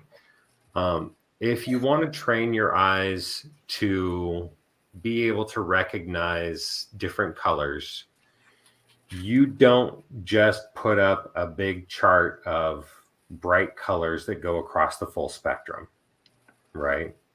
When you want to train your eyes to distinguish colors, you get yourself a chart that uses a blend of colors that are all very close to each other, right? And that's what you focus on and looking at the different parts of it and training it. When you want to train yourself to recognize frequencies, you don't listen to 50 different radio stations playing at the same time. Right? Yeah. It's too much input. And the function of the snowflake obsidian is that it is a dampener. It cuts down by, in Wi-Fi terms, it would be re-radiation of the same frequencies in order to cancel them out. It's like noise canceling headphones. Okay. In Wi-Fi terms, when you have a router that's close to the floor and you have a concrete floor, inside the concrete, there's rebar. The rebar is made of iron. The iron picks up the electromagnetic waves that come from the router and then re-radiates them because that's what it does. And when the iron in your floor from the rebar has 50 different sets of rebar in that room, all of those waves are re-radiating at a slightly different time, depending on their location and distance from the router. So when the router is close to the floor, all the rebar in the floor bounces back at the router, mostly canceling out its waves. That's why you want to have your router up high. Now, the snowflake obsidian, by being able to act as a canceling effect for most of the energy that's there, then creates a circumstance where it means that instead of being inundated by a lot of things and you trying to pick out the thing that you're looking for from a cacophony of sound, instead there is a dull hum of the energies that are there, and the thing that you're looking for is easier to draw out. Okay, that makes sense. Yeah, because at the moment you can probably tell I'm wide open. It's like, how do I close it? And my kid goes, "You're too open." She's not here to help block. She said her crabby dads. Yeah, I get a blessing. I set myself up with some shielding many years ago, and I just don't take anything in unless I'm specifically opening up to the channel to go pull something out for my work. Because right now I'm just once you get started using energy fields, then the best basic one to do when you're using aura manipulation, when you start getting up to that level of magical configurations. With aura manipulations, what you want to do is to set up the outer shell of the aura as a mirror shell. Yeah. Okay. And the function of a mirror shell, essentially you encode it with a triple return. Okay. Oh. Yeah. Which means that anyone that sends you love and joy and those things, you don't get them, but those things are tripled and sent back to the person that sent them to you. Oh. Okay. And anyone that sends you toxicity and vileness and hate bounces off the mirror shield, is tripled and returned to them again. And what they have sent at you is always sent back to them. It is justice. It is pure.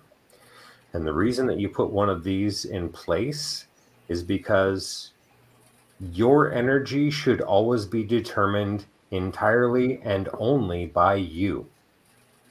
You should not be a receptacle for other people's energy. They should not have authority to control or influence your energy at any time.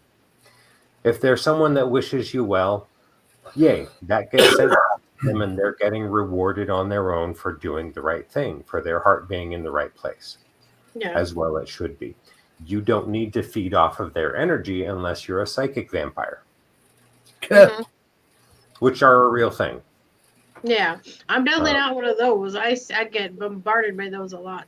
I've ran into one before. Not the best experience to have. Yeah. And with those systems, that's all it takes. I am meaner with mine. I got my heathens. My mirror shield has an extra layer on the outside of it, which is porcupine spikes. Night, y'all. Night.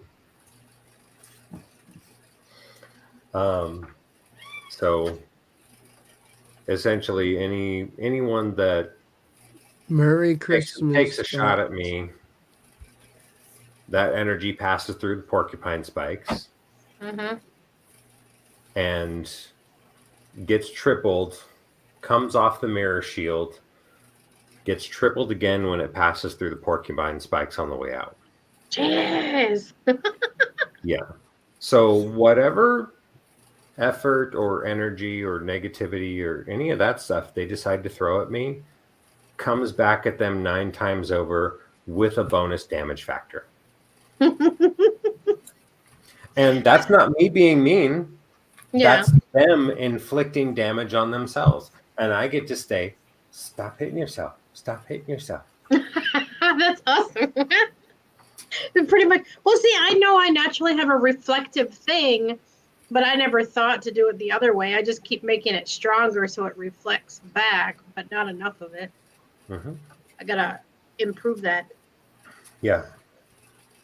Yeah, you solidify the outer shell as a total mirror shield, and then you're done with the emotional influences of others on your life, and you have control over your energy, and nothing can affect you.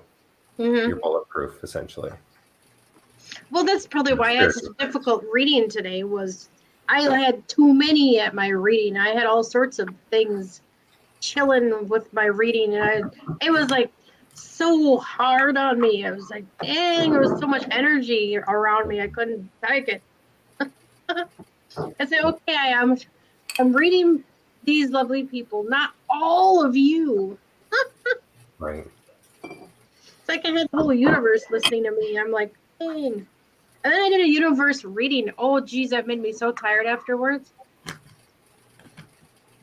I'm not going to do that for a while. I didn't know. I didn't know the consequences that I'd actually sense and feel all of it. That was incredible, but too much. I took an hour nap after that. I'm going to grab some hot water and I'll be right back. Okay. It's coming along, huh, Wally? Yeah. Moonstone water drop. I'm looking for a palm stone for calming and negativity. Rejection. You want to read me first, Angel? Sure. I got my purdy dick. Yeah. Sure got a pretty deck. A purdy I love dick. these. Man, I'll put this down a little bit so you can watch me shuffle a little bit. Because these are so slick. I love these. It's like playing with a deck of actual cards. I love these cards. They're not huge. They're like perfect playing cards. They're like playing cards. Yeah, a regular deck is called a hand deck. Hey, look at there. We got 3 instantly. Woo! For you, Walt, right? Yeah, for him. We have desire, simplicity, and time.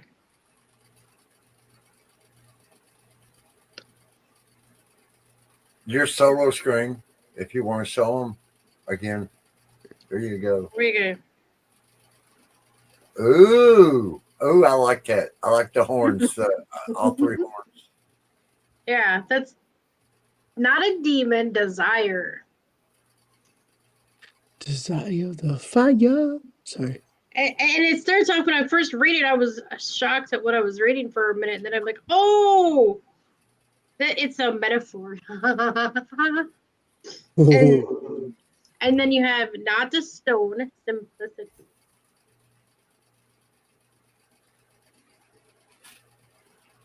Little unicorn.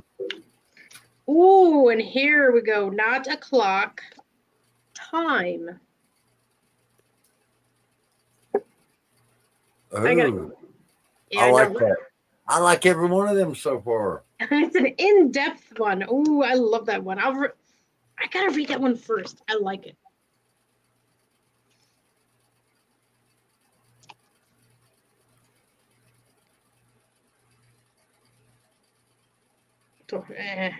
Did you like how I scrolled through my book the first time and I went, oh my God, I thought something happened to my book. And I went too far and it was different languages. Talk about a trip when you're zoned out reading. All right. I hold it up while I talk about it. It'll help. All right. Transformation. Time ticking on. The powerful force that leads from sunrise till dawn. Some stare at the hands of the clock and say, I can't wait to be done. Others say time flies. It always seems shorter when you're having fun, but regardless of it bringing smiles or frowns, here we witness real power and its hands spin round. It is a constant, the great wheel, the great beginning and stop. This is the moment of apparition appears, the great unicorn clock. There is magic in every second. A timer for 5 minutes. Set a timer for 5 minutes. Then sit for the time. Be in the moment. Experience it. Feel the presence of time as a great constant, the only true measure of our existence. And in this moment, that unicorn clock will appear. Open your heart to wonder and appreciation. Affirmations. I am a time traveler, brave and strong. I appreciate my time with the world. Have you ever really stopped to listen to the ticking of a clock? Slow down for a while and really listen. You might not have a clock that ticks at your home, but in this moment of silence, you'll hear other noises that you might have ignored. The dripping of a faucet, the rattling of a shutter, the chirping of birds, enjoying the rhythm, presence of time, contemplating this great mystery, or guides trying to tell you what you need to know.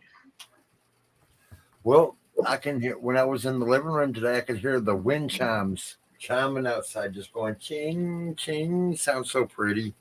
Just bringing in the new Christmas, I guess. Bringing in the Christmas thing. Bringing in Christmas Day, Christmas Eve. Okay, and here's Desire. Oh, he's so dreamy, what a beautiful man. It is an eternal mischief maker and lover, even royalty pan. Desire is more than just horns and love's embrace. See how the beauty of the unicorn of Pan in every lover's face. And through our desire, we find a door from lust to love and then much more. A portal, a key to the great beyond. Dive into your greatest desires, what turns you on. What do you want from life? Instead of following the path of aesthetics, fully embrace your wants and needs.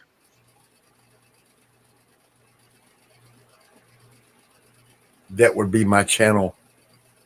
And let the unicorn of Pan take your hand. Enjoy the good life in his arms. The divine head then dive headfirst into your desire and live that good time. It's time to have more than little fun.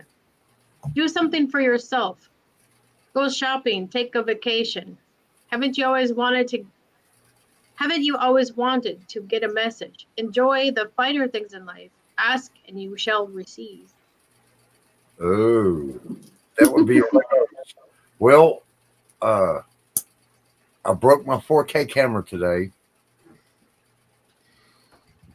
My video camera. I busted the lens off from the little thing that you flip out and it opens it and turn it. Yeah. You close it and it turns it on. So I broke it in the on position. So I got it taped. I'll have to order me a new one at tax time. Camera 1, camera 2, camera 1, camera 2. I'm gonna get me some of that UV glass and or that UV glue and just glue it in place. Mm-hmm. Well, can you feel feel that energy while I'm reading? It's like I just channel everything in at once, and it's like, no, calm down. I don't need everybody. Okay, thank you, but I don't need everybody. That's energy. Yeah, that's that filtering I'm talking about. Yeah. You gotta get your buffer in place to quiet it down so that you can just focus on the individual pieces. Yeah, because while I'm reading, I can sense so many things Mama, trying to say so much. It's like, stop. That would probably be me because I got so much rolling through my head. I got so many ideas of my channel and stuff I want to do on the channel and so much stuff to get. Oh, that's cool. just to make it happy for you guys to, for it to be really cool on your end. Mm-hmm. Yeah. Yeah, I got all kinds of stuff flowing through my head. It's just getting the money to get it all together. Well, Walt, when it comes to growth of a social media community, the most important thing to think about there is community, right? That's the key word. The objective is not about attracting everyone, but attracting the people that are going to resonate with you, with your personality, with your interests, with the people that you find you have the greatest connection to. Because those people are out there, right? Yeah. And if you try to have a channel that makes everyone happy, then there's no actual sense of community there. It's an undefined space, And when you refine it down to the identity of the specific community, the specific culture, the type of people, the attitude, the personality that you want that to have, then the people that are looking for that come, and they also develop a sense of loyalty to the community. And that's the more important thing. Is that why a lot of YouTubers change? Because that their community then makes them not who they were? Yeah. Yeah. People change in order to chase numbers instead of being authentic. I've seen a lot change lately like that. Yeah. And you want authenticity. Yeah. Like, you are who you are. Yeah. Yep. Like, if you say so. I got it. Bring it, Angel Wings. Sorry, Angel. I see you waiting.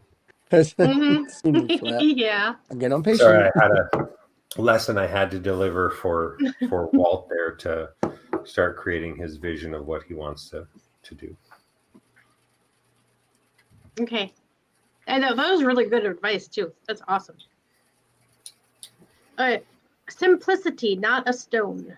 Kick it up the street or weed around it in the garden. Stub your toe or take an extra careful step. Or this thing, it's just a rock. It just took millions of years to form and layers of foundation of every building I've ever known. Wait, could this be a miracle? Suddenly, even the tiniest pebble is significant. The humble and simple rock takes on a new shape because a rock can transform into a rock unicorn. It's just a matter of acknowledging the beauty of little things every day. Imagine you are very small, sitting among the blades of grass. The unicorn rock appears. Though not a pebble, she looks at you and laughs. Are you remembering the little things? There is magic in the simple life. The little things mean so much. A popular trend has arisen in the world of art and gardening. It's a joy of painting rocks, painting some stones with colorful designs and spread them around your town, on your travels, on the back. Place your contact information or social media handle. See how far they go. Those social little rocks can journey far, more magical than we truly know. I just gave you an idea for your show too. Yeah. Yep. Painting rocks. And see, Walt remembers back when we used to do pet rocks. Can I help you? I got a rock garden too. Yeah. There you go. Yeah, I've seen a lot of really great rock art with people painting scenes on them with, fish and turtles and things like that. It's fun. I actually have the stuff here. I can do that. Come in. Come in there. I did gear myself up with art supplies when I got here. Well, it's part of my nature. You get a waller and looks like a nerd. Yeah. That's a nice big one. That's a big ass kitty. He's hefty. He's a real muscle cat. Mm-hmm. We just call him a hefty. Right, Adam. Big tubby. or what the kid likes to call him, loaf. He likes to be a loaf. She's like, he doesn't do anything. How old is he? He's 3. What? You gonna bother me some more still? Go away. Goof. Yeah, I had to say something because it was hilarious. I bet you guys saw a little paw up the corner and him walking by and hit my arm, bird. Yeah. He reaches up and goes, hey. Woo! Ow! Apparently he's got something to say. Nut. As we're rolling it into our second hour. Hey, Bill, cut me off. I guess we'll roll a little longer. You sure? Yeah, we probably won't be able to get on the 2-hour slots where they push out there, but oh well. We're good. Nos, would you like a reading? Ready for a read one? How'd Sarah go? Yeah, hit me. She said she was. I haven't done one for Nos yet. Then I'll do one for Jim. All right, I'm gonna warm my cards up just for Nos. All right, look at the energy. Geez, there's plenty of energy rolling. I'm just gonna roll. I don't even need to do that anymore. I used to sit and like charge the card up, but they're plenty charged right now. Yeah.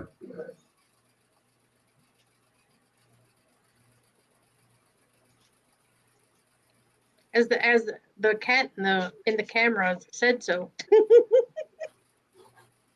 He got really up there. I'm like, holy cow.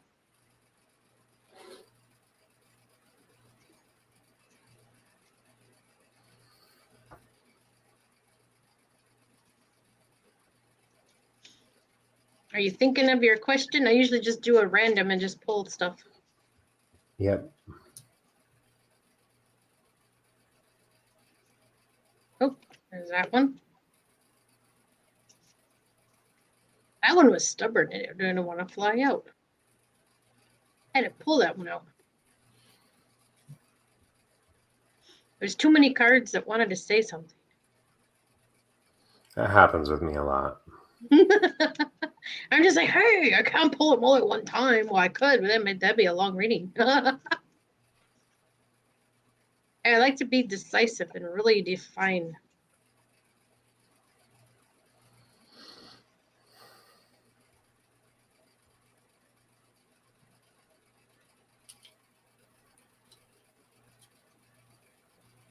Oh, that one too. Here we go. We got 2.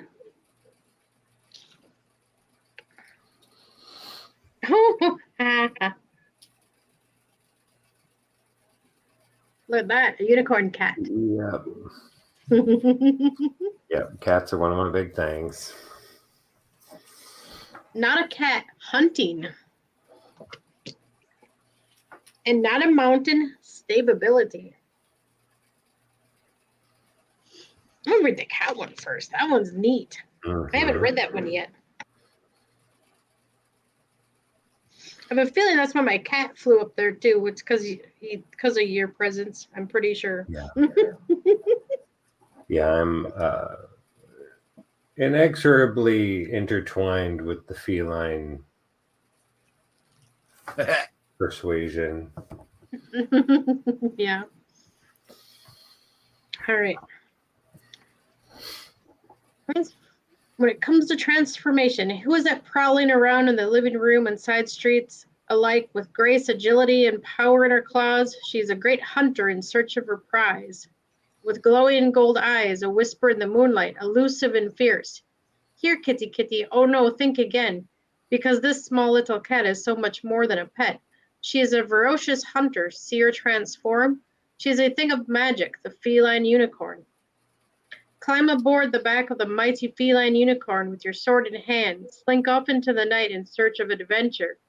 What treasures will you find? I'm a hunter in search of my prize. I reach my goals with ease. Spend some time alongside a feline friend, whether it is petting your own little lion, visiting a shelter, or making friends with a stray. Admire and observe these tiny hunters at work and at play. Yeah. Nice. That was a very flowing card. Mm-hmm.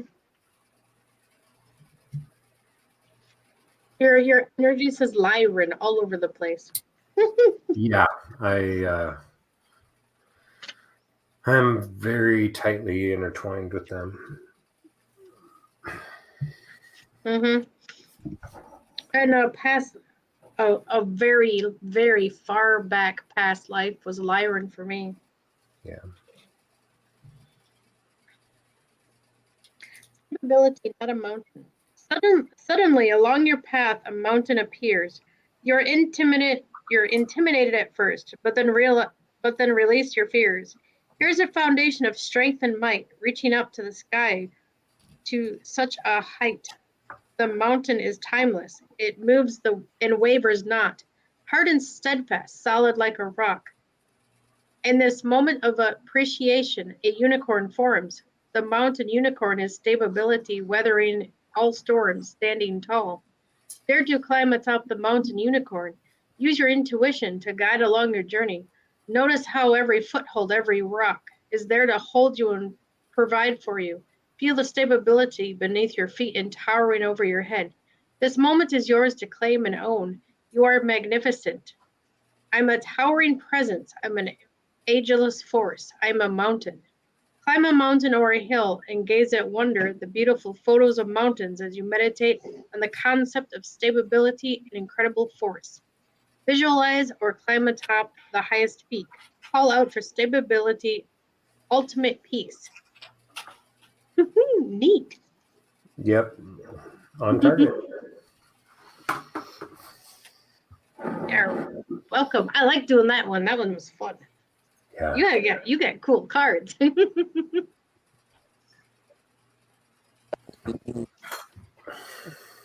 This deck is so awesome. I love it. It's slick. Jimbo's turn. And I'm not going As he disappears. Hurt. Do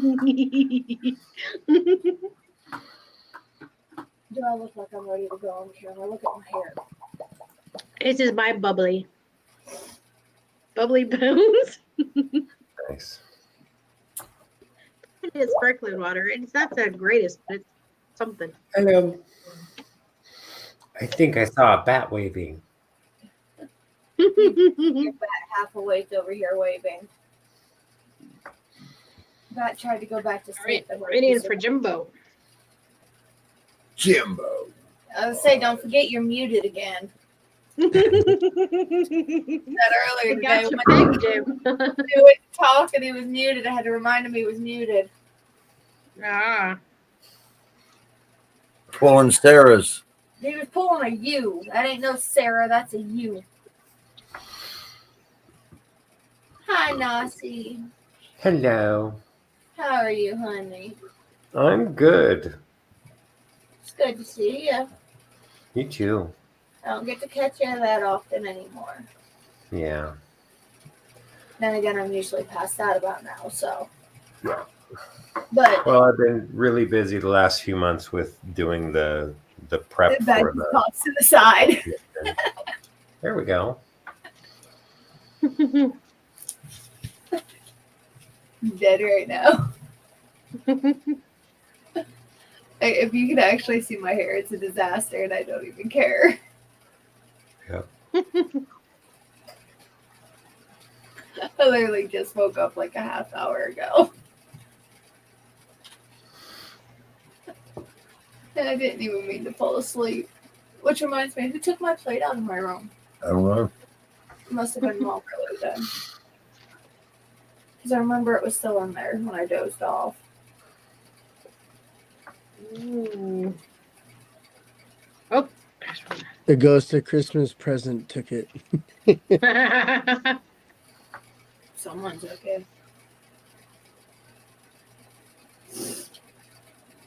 It's a ghost of Christmas. I caught that. I literally thought about it. I went to lay back down. I'm like, oh, wait, I should probably go throw my plate away. And I look around, my plate's not there.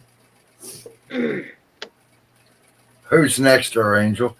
Ooh, Jimbo. Jimbo. Uh-oh. I like how she goes, ooh. Which means it's like, Everyone in the eastern and mountain regions, Merry Christmas. It is the day for you. it Yeah, is that's what I was 1 getting a.m. ready to say. Yeah. I neat one. That was pretty. Is that an alicorn? Oh, that's beautiful. Mm-hmm. I got a line of light right through the middle. That's why I couldn't tell. Oh, it says not a dragon, purity. It's a dragon? Oh, it's a unicorn something. Unicorn Is it- dragon. Huh. I thought it was a I'm gonna unicorn. plug my charger Pegasus. now. Sorry about that.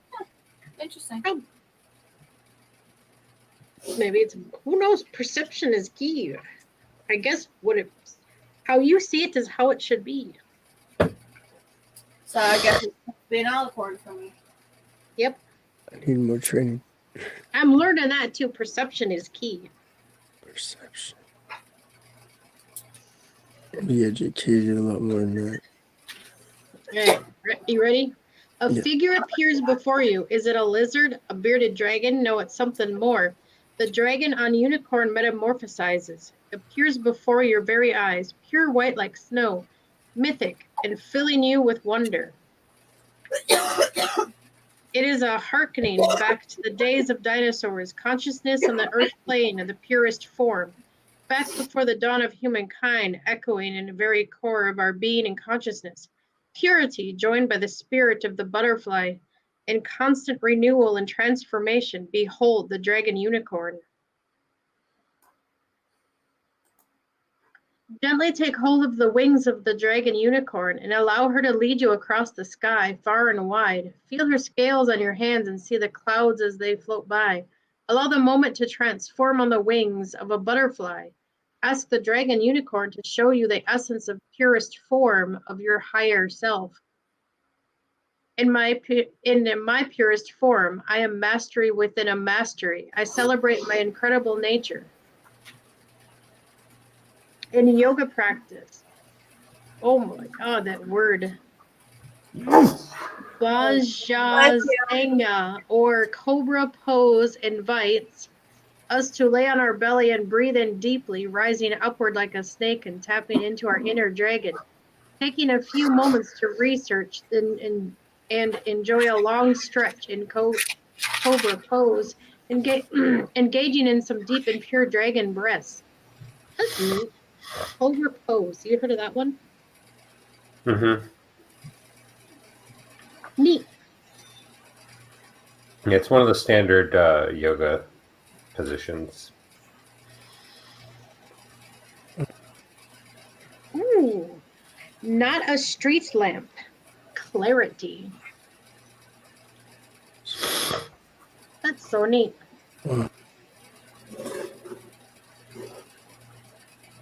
I like old architect like that. Like the way that picture is. Wow. That's fascinating.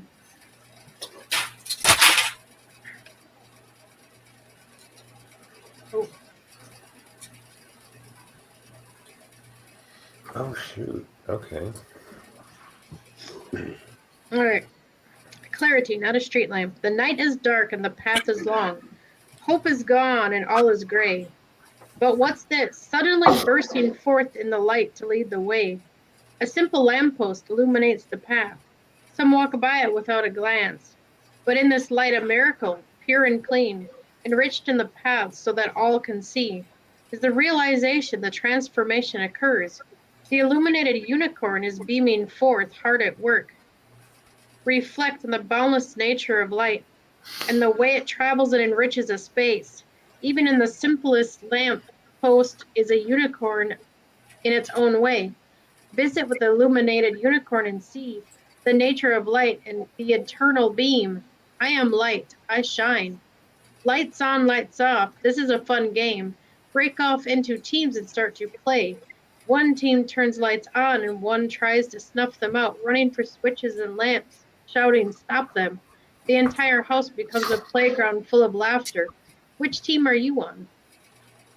That does sound kind of fun.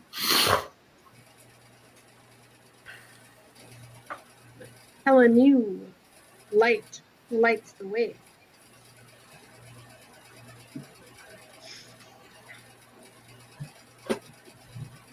Ooh, this one's neat. Divinity. Not an angel, divinity.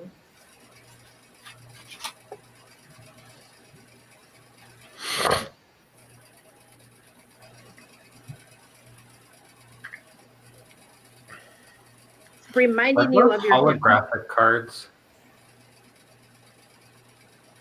They just have a reflection to them. Okay. It's interesting because I keep seeing motion within the cards themselves. Maybe I'm bringing magic to them. Well, she had somebody with her today on her show. There was somebody there too. I said, he's right beside you. I said, look at 150 there. I said, you're right beside him. She said, I know he's here. They had a presence behind me while I was reading. It must have really liked my reading. Yeah, it was a bright. It wasn't a shadow. It was like a bright something. It was. I don't know what you guys. Yeah, it was neat. Mm-hmm. I saw that. A mystery within a mystery. As you pray to your guardian angel at night before bedtime, an unexpected added miracle may appear. In addition, blessings sent from heaven above. This is not just an angel, but an unexpected yet welcome guest indeed, worthy of praise and coming at just the right time to enrich your life and fulfill your dreams. It is an angel unicorn of protection, life, and divinity.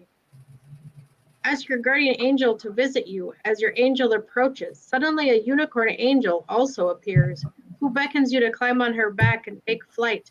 Higher and higher you fly, transverse into the realm of the divine. You are at your highest peak. You hear the message of the divine. Open your heart to receive your message. I am the presence of the divine. My angel is always near. Say a prayer to your angel. Enter a quiet space. Ask to receive a message of the divine. Now open up to the journal and channel of your message. Feel the protection and guidance of divine presence at work in your life. That's a neat card too.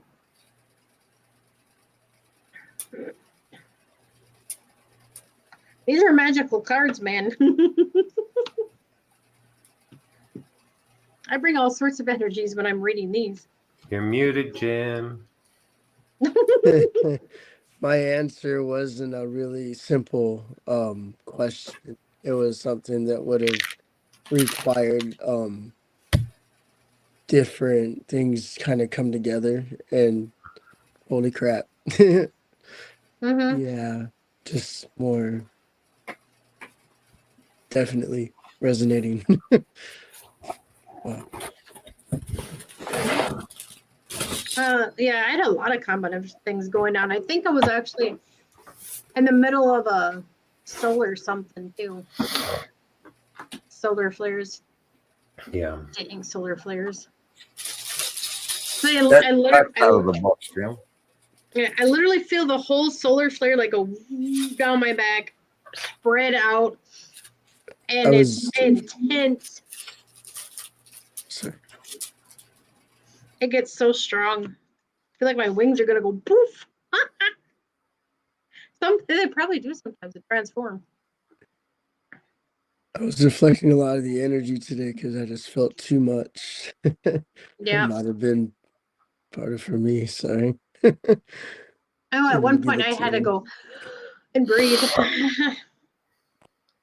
Sorry. Well, there's been a lot of affirmations for me too. A whole bunch of,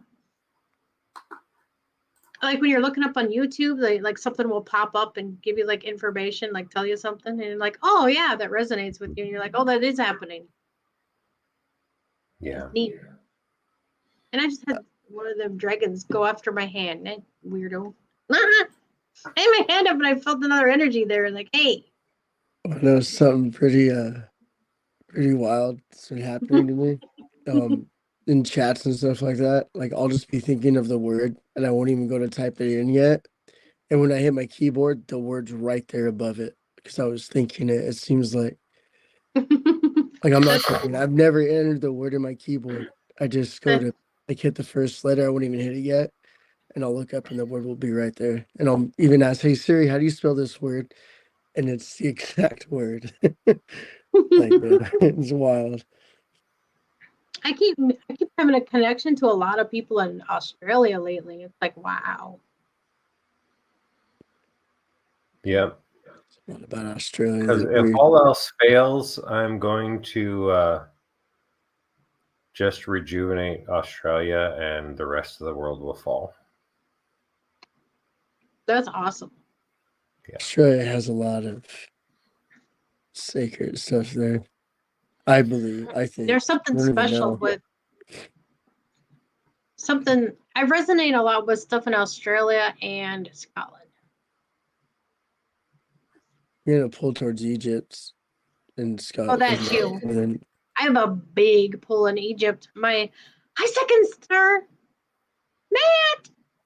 I'm talking about my of all people. Look at, I have a new unicorn deck. That's Matt's thing. You want me to draw you some cards? thank you for the reading, Angel. Oh, you're welcome. Yes, thank you very much for the reading. I'm getting going to go hunting and meditate. I knew that was right up your alley too. Oh yeah, yeah. I was trying not to chuckle I while I was reading I it. am on the hunt. And, Yep. Unapologetically so. Mm-hmm.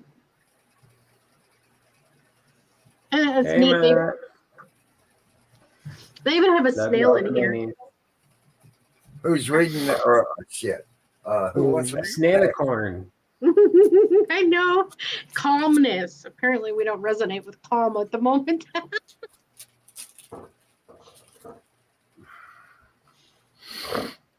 I'm far better. No, I'm way better. My emotions are way more balanced than they used to be. That's for sure. That's cool. I used to set off everybody because I was like higher in frequency, and man, it'd reflect people's negative stuff at me all the time. The I'm so energy of the unbalanced. person didn't like your energy, and right away their energy Yeah. just goes to low. Yep. And then they all act like I'm attacking them, and I'm not. I'm Yeah, like, like it's reflecting. I'm not doing nothing. I'm just standing here doing nothing. my energy is just unbalanced. I'm sorry. That's like the training that we like. I know I need to control energy to keep it so it's not going out like that, and keep it more tight to me. Yep. And that's important for anyone that wants to get into the magical and spiritual practices. You got to control your energy. Yep. And a big part of that is removing connections that you have to others. Right. I mean, you can have your regular emotional connection, you care about people, all that kind of thing. But you have to remove your energy tethers that you have connected to others. Because as long as those threads are there, then other people are directly influencing your energy. And that means that even though you have the ability to set up protections for yourself, they are your vulnerabilities, because anything they go subject themselves to gets a beeline beyond your shields directly into you because of the threads you have on those people. And I honestly I'm think here that's for a reason to learn with my kids how they are, and so this is school for me right now. For them, okay. Yeah. Me reflecting that negative stuff. I've been telling, I don't want your energy. It's negative. Like, oh, you and dad, you have to. I'm like, no, I don't need your energy. Your energy is yours. I don't want it. I was like, that's your negativity. You can keep that. I don't want it. Yep, keep it to yourself. And it's working with me. Like I'm noticed. I look at them when they're sitting there yelling at me because they want me to get up and, I don't know, fight with them because that's all they want to do. And I just look at them and I look away. Within like 5 seconds, they stop. They don't, like, I'm not giving it to them anymore. And their extra hostility they've been kicking into recently on that is because you're no longer letting them control you. So that's the They're walk seeking away. that power over you, that influence over you, and you're showing them they don't have it, and that's what they're fighting back against. That's why they're getting extra aggressive about it when they come for it. Is that they want I've been that hitting the feeling face of lately control because I'm not giving the the Yep. fighting vibe. I'm just both in 5 seconds. I don't do anything. I don't react. Like I'm just like whatever. It's not the end of the world, and if it is, it's a Earth is still gonna spin. That's why I look at a lot of stuff. It's like no matter what you do, the Earth is still gonna Oh, spin. that's wonderful, So you Matt. go and have that negativity, but Yeah. yeah. And Matt, as soon as I get back to the It's U.S., physics I'm get more going to physical. be getting the star medal for that So it's- blade. We'll get you hooked up. Ooh. He said he was gonna make me one too. I want a fancy angelic blade. I know I have a lot of etherical ones already, but I want a physical one. Yeah, well, I have weapons that are currently in a particular location. I just need to This fun decimate the human population that's there and then go in and retrieve them. That is a beautiful blade. one. See, that is ultimately a very functional blade in its design and form. You know, it while it doesn't have the crossbar and stuff, it's I know. I prefer the like that thing that goes over. Yeah. You know that part to stop it from going whoop. yeah, blade But- catcher. Yeah. Except it just means I have to grip it tighter. if someone does but iron the work, blade catchers are for people that are fighting other people with swords. Mm-hmm. Because when you're clashing blades with someone else, their blade will slide down along yours, and your crossbar on there will stop their blade from hitting your hands. But this is a weapon for assassination. Yeah, I got it for it's the titanium specialty for spiritual dark ones. Yes. Can take out an army of dark things coming at me.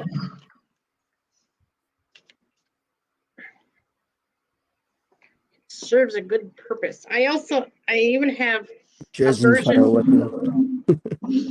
Oh, I even have the Blade of Destiny in my arsenal.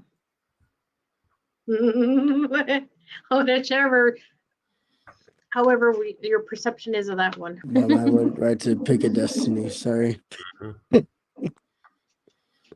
I know what you mean. Power. That's a specialty weapon for wraiths. When it gets real deep. Yeah, for certain ones.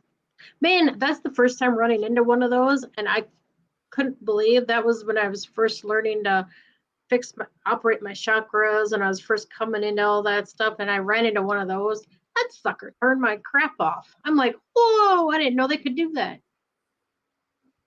What was it? It was a wraith. It blocked all my stuff. I was like, wow. Holy moly. I had help by another one that could see what it was and helped me and showed me the weapon I needed and to use against one of those. Yeah, chakrams are fun. Sorry.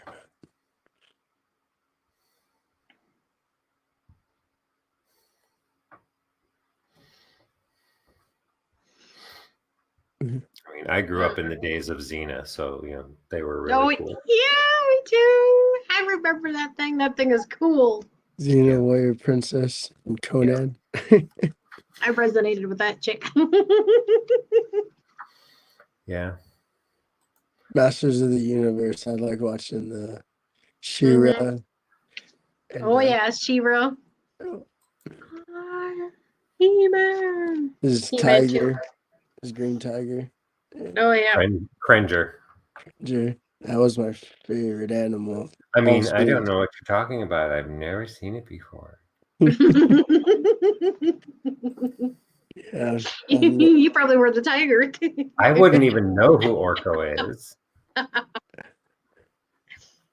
He trained me.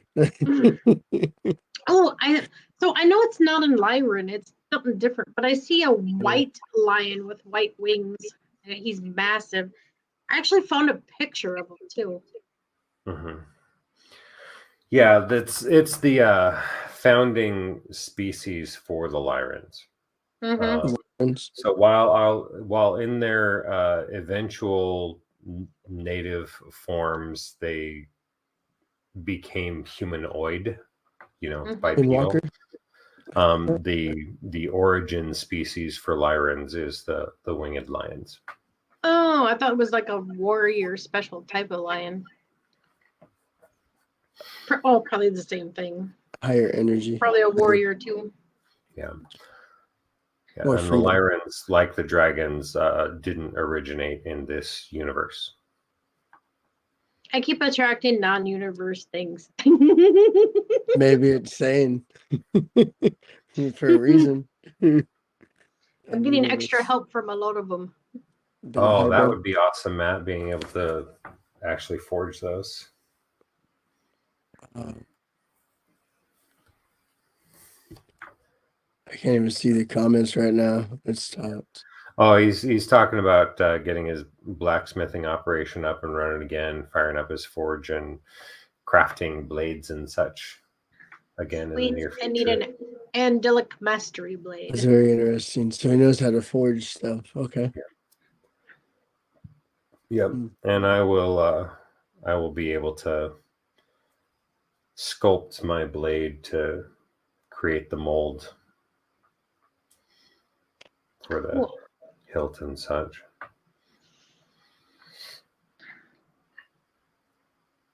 For some reason, I've always had visions of a 6-foot long blade. I don't know what. Like, just in my dreams, I've always had this sword taller than me.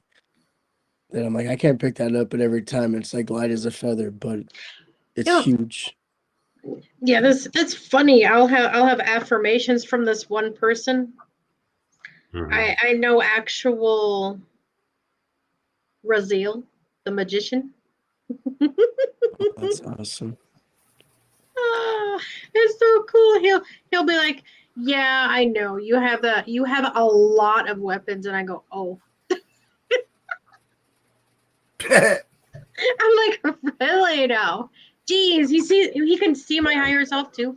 When he's talking to me, he literally looks at my higher self. He'll look up because I'm taller. I'm a lot taller. It's a trip watching him talk to you. It's like, whoa. Yeah, you'll meet random people like that can just see through you and see your true form. Yeah. Like, wow.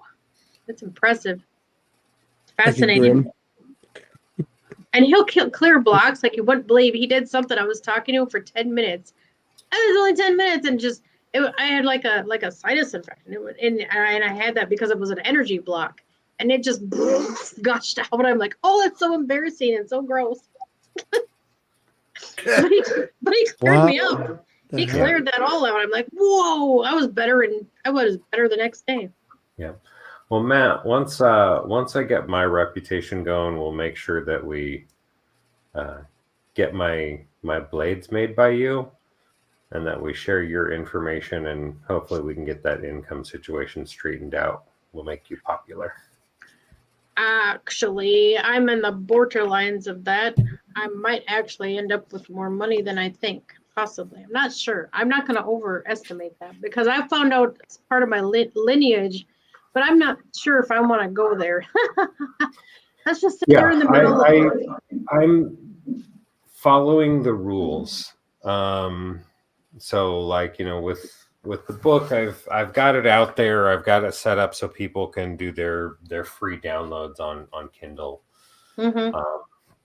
Get the mass distribution. But I've specifically avoided doing things that make me money by capitalizing on my celestial abilities. Yeah. But going into the future of things, and like one of the things that's explained in the book is actual technologies that are at my disposal that I offered up to the EU coalition, the European Union Commission, and so that they would be able to make all the money off of it and do the things that are needed.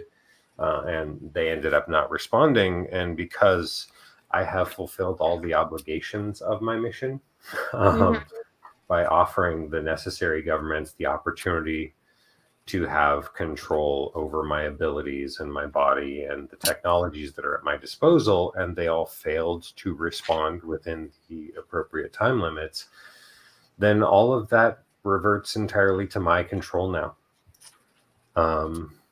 Which means that developing that technology and delivering it to the world will allow me to have the resources to change everything on my own and show the 1%ers for the slackers that they are. Yeah. Get them. Yeah, I'm standing at your side. To be I a will totally hit 1%. you up on Discord, Matt. What was that, Walt? I said I wanted to be a 1%er.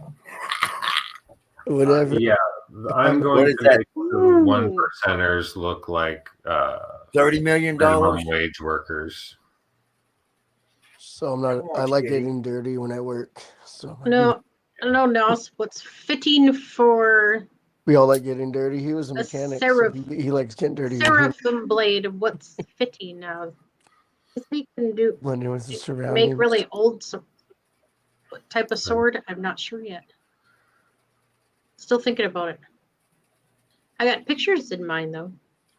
Right. So Matt, for her, I think what would be most appropriate would be along the lines of wakizashi.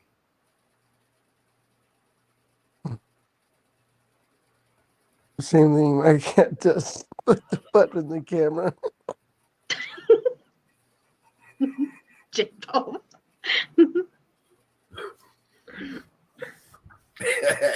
Kitty. Kitty's like, look at the butt.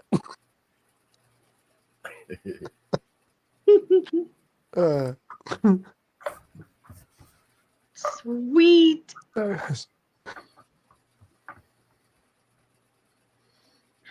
And I can make money if I want. My point is I stopped working a hardcore 40-hour job for a while because I wanted to actually do stuff like this and be able to relax finally for a little bit because I'm doing so much of the spiritual crap. Yeah. I had to stop doing the corporate stuff so I could do my mission. That's what it came down to. So now it's just a matter of getting the book distributions going so that the public influence is there to get me in front of the governments, and that's going to get me the funding that I need for setting up my electronics and physics lab, and I'll be working with scientists provided by all the different governments for developing the technologies. So I'm set for for the all of ever. I was going to say set for the rest of my life, but once we're dealing with immortality, that's a different measure. Yeah, that's completely different. Yeah. Even infinity doesn't even pertain to you. Yeah, that's the key thing there, Matt.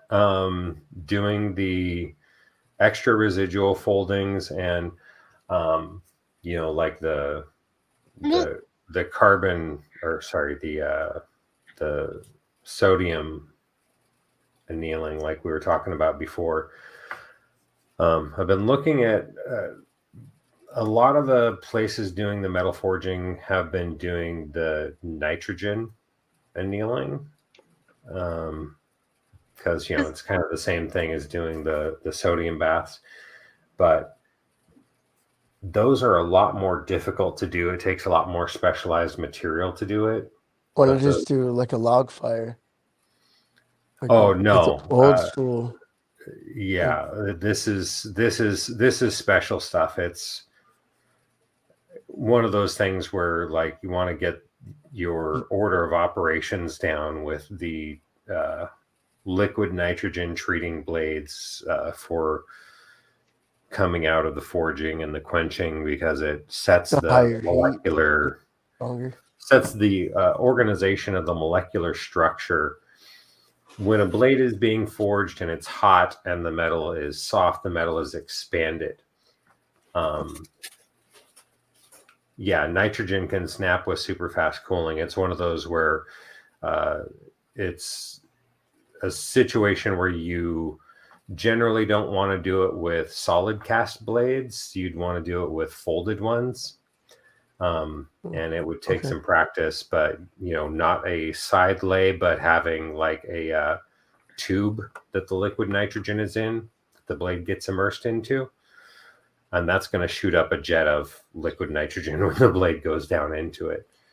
But when the blade is hot, and Matt knows this already, when the blade is hot, the blade is actually larger than its natural form, because all the molecules that are moving, because they're moving faster, the orbits of the valence electrons are further out from the nucleus of the molecules.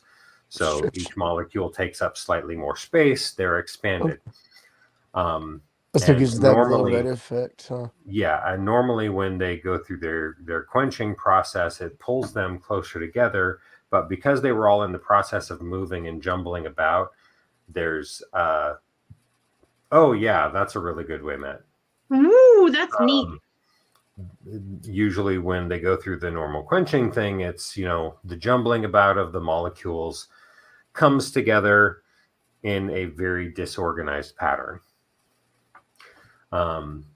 And when you can subject the blade to the coldest material possible, like liquid nitrogen, and you immerse it in that, it actually slows down the molecules even more, and they pull in tighter together, right?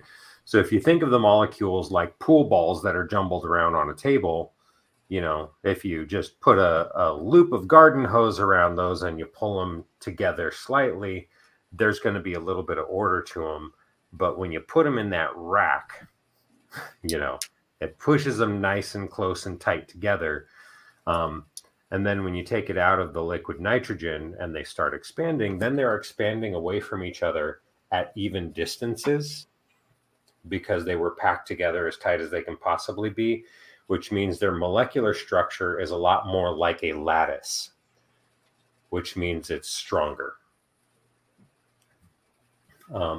And then when you've put them through the cold treatment, and the cold treatment like that, the liquid nitrogen treatment doesn't have to be in the quenching process. Like Matt's talking about, you can use the Arctic salt water for the quenching process, and then, immerse the blade in liquid nitrogen for a few hours afterwards.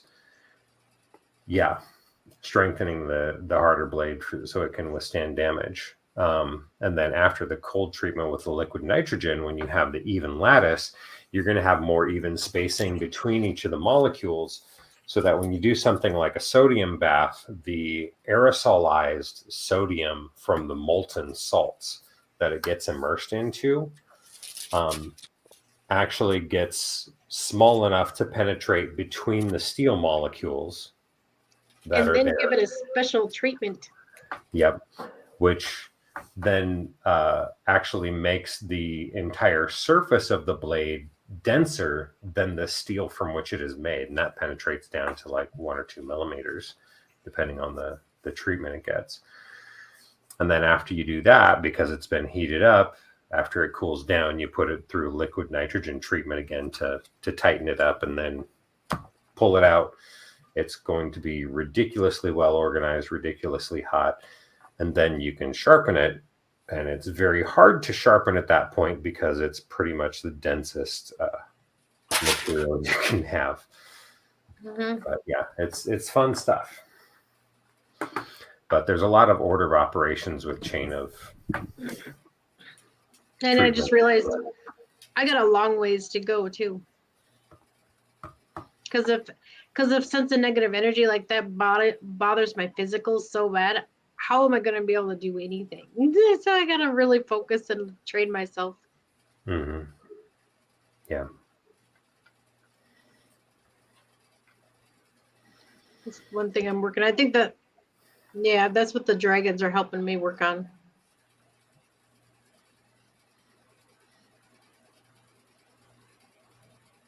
And that was a lot of help you mentioned earlier too. Yeah, I got a sense what they're understanding shields and such. Yeah.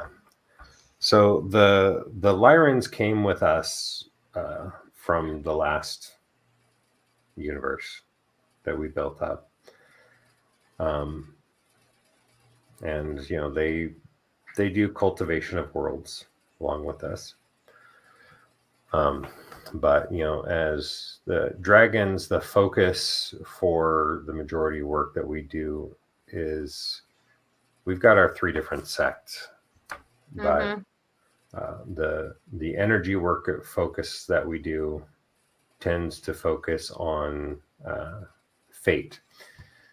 So in the balance of the universe, we have the 3 different parts of the original dragon, right? And the male aspect is the one that has dominion over matter. The female aspect is the one that has dominion over energy. And the non-binary one in the middle is the one that has dominion over time and space.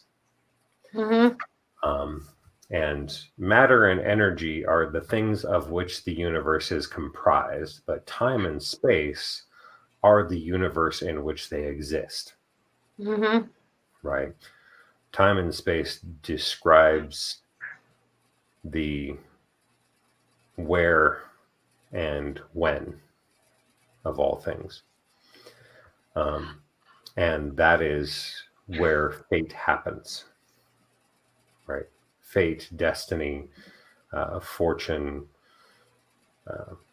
weaving the future, seeing the past, seeing the future, all of those things.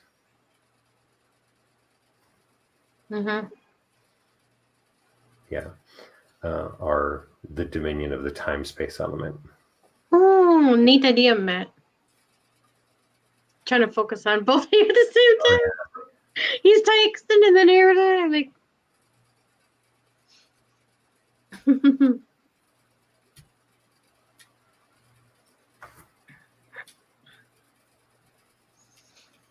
Yes, that would be fun.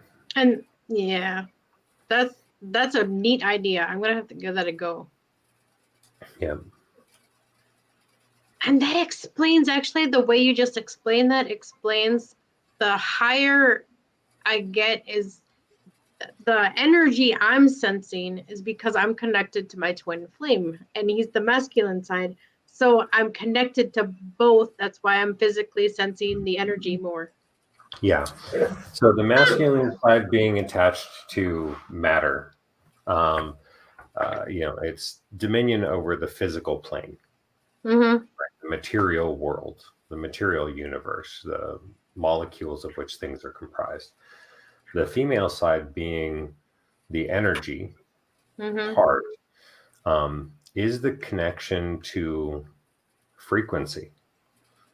All things radiate. All molecules have a rate at which they vibrate. And in the process of vibration, they release energy, right? Thought creates energy. And as much as a lot of physicists like to say there is no such thing as magic in the world, they've already verified that it exists. The double slit experiment, for everyone that's familiar with it, the act of observing the photons in the double slit experiment changes the way the photons behave, whether they're acting as particles or waves.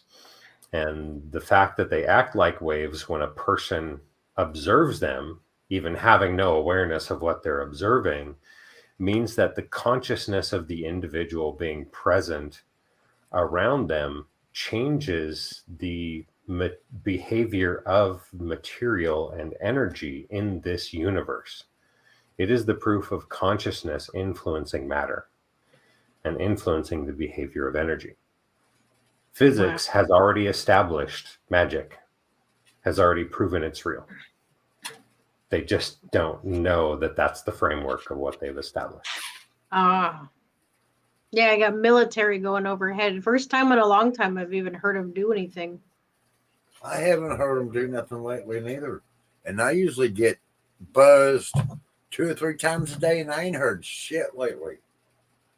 And I From- found out why I'm heavily protected by UFOs. I actually know the UFOs, so they're not UFOs anymore. They're identified. We're rolling up on the last 10 minutes, guys. We'll end it here in a few minutes. Yep. All right. Yeah, which is a good Anybody else time. want to read? It's morning here. It's 6:50 a.m. Wow. Thank you for staying up with us, Nossie. You're welcome. I got so much insight. Thank you. You are welcome. Yep. Just think on the things that you want to develop, want to grow on, and help yourself find the separations between the things that are coming from within you and the influences that are coming from outside of you. Mm-hmm. Okay. Yep. We're going to work on that. It's so hard. There's so much distractions and so many things going on. It's like I don't have time to just sit and go and work on it. It has to be quiet. Like right now, maybe I'll do it after we're done talking, just before I go to bed. Like meditate on it for a good half hour at least. Mm-hmm. Yep. And that's part of that thing I was talking about earlier with, separating the threads that are outside of you, getting your mirror shields up and all of that kind of stuff. Because once those are in place, when you go into your meditative space and are meditating on what is inside of you, then you have the ability to amplify you without anything drawing that power away from you. Because I know I'm way stronger than I keep thinking I am. Yeah. And then, going from the point of amplifying and growing your power to then refining its control. Because control comes after the power growth. Yeah. And I noticed every massive slam of adjustment, after every energy adjustment when I transform, and there's a whole like brand new clearing involved and settling again, and it's annoying. Got to rebalance and recenter. And Matt, I think that that eventually you will have the capacity for the learning of magic, and yes, imbuing objects, doing enchantments on the things you create is definitely a bonus to aspire to. I enchant things constantly.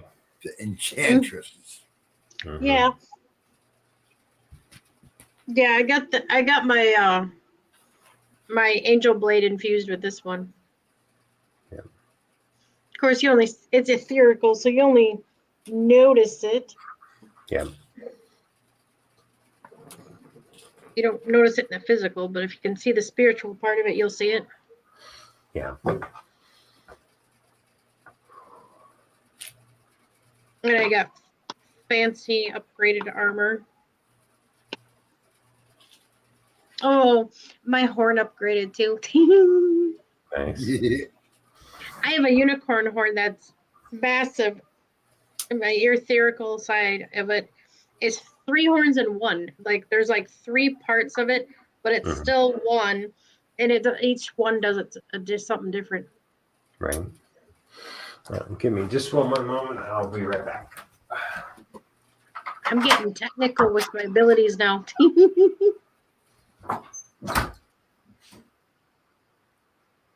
Oh, I get more in a few minutes. I'm getting ready to freak out. Bet you never thought you'd meet an actual unicorn in the flesh, so to speak. How, Matt? Get me some turkey and baked beans and stuffing and mashed taters and gravy and biscuits. Oh, that sounds so good. I gotta find my keys, man. When I'm done talking to y'all, I gotta crawl outside. I'm gonna take the broom and sweep the sidewalk, man. I gotta find them keys somehow. I was thinking maybe I have this big, heavy earth magnet.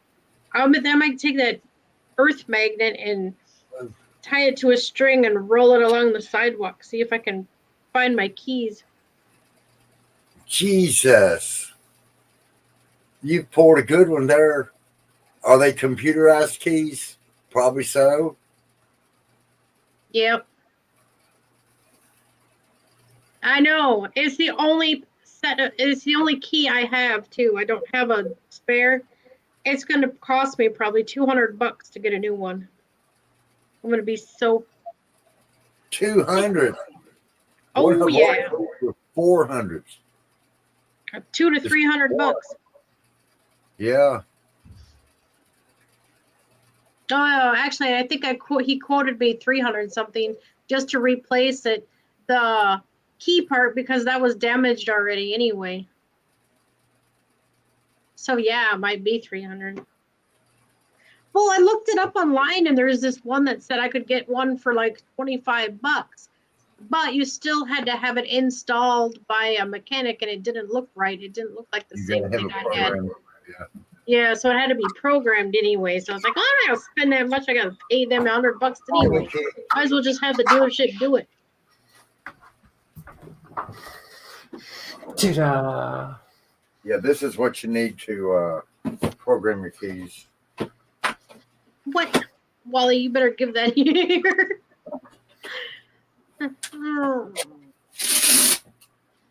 Oh no.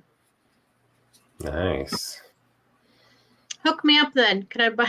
I'm gonna buy a cheap set so you can That's do it. how you program keys with the computer. Yep. Oh, Nice. I can't believe my keys disappeared though. It's so weird. I'm so annoyed. I'm a goofball. I pissed something off again. I always do. I program keys all the time for $50. People love that shit. Yeah, no, definitely. Oh man, I try not to, but Thank you. I don't follow the rules. I'm so in trouble.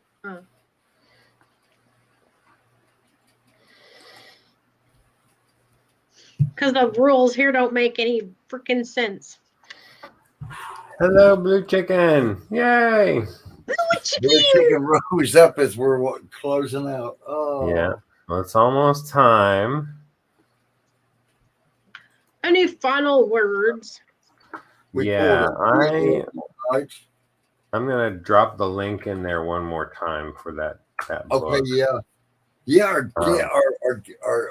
Our guest disappeared at the last minute. He had been backstage all day, talk, and this, that, and other. And him and Jim hit it off for hours, and then here we go, get ready to go live, and all of a sudden, boom, he lost his signal. I guess. Yeah. It was getting crackly in the last 15 minutes there. Yep, and that's probably the and that's probably the energy I felt too. That's probably with all the. I'm so sensitive to that crap coming in now. Anytime something funky happens and someone's internet goes out, I'll be like, "Yep, my lights are flickering. Yet someone's crap's going down." Yeah. And then here comes Jackson. And I don't know what the hell happened to Sarah. She said she was doing something, but that was it. Happy holidays, everybody. Jax.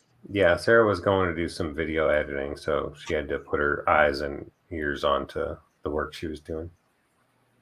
She's amazing. I get a kick out of where she's like everywhere. I get a kick out of that. Wonderful. Glad to hear it, Matt.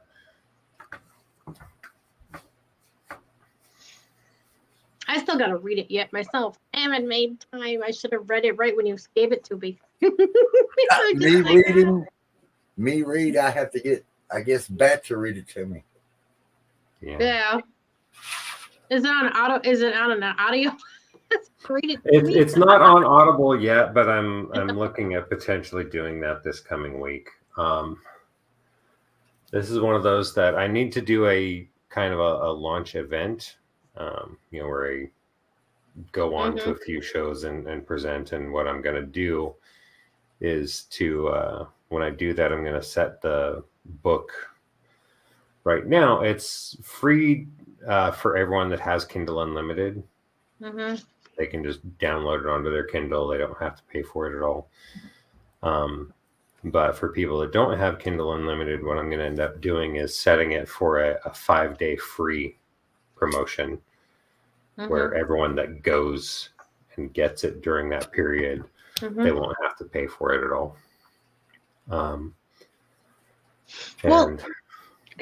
And too bad you couldn't just read it Because I think if you put your energy in it, it would really hit.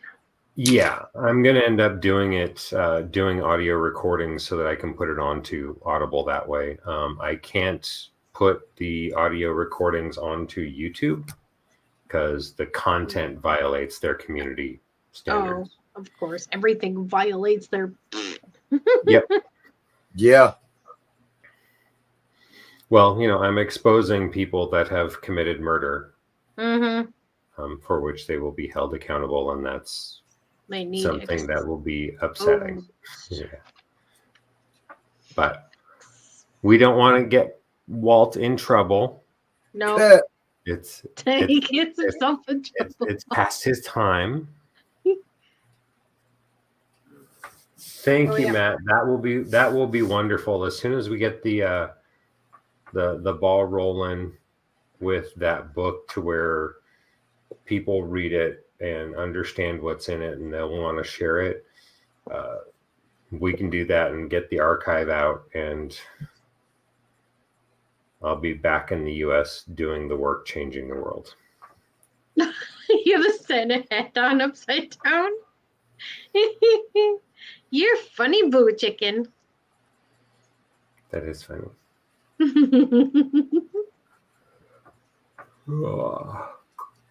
He's a funny blue chicken. Yep. Yeah. Thank you, Matt. That'll be wonderful.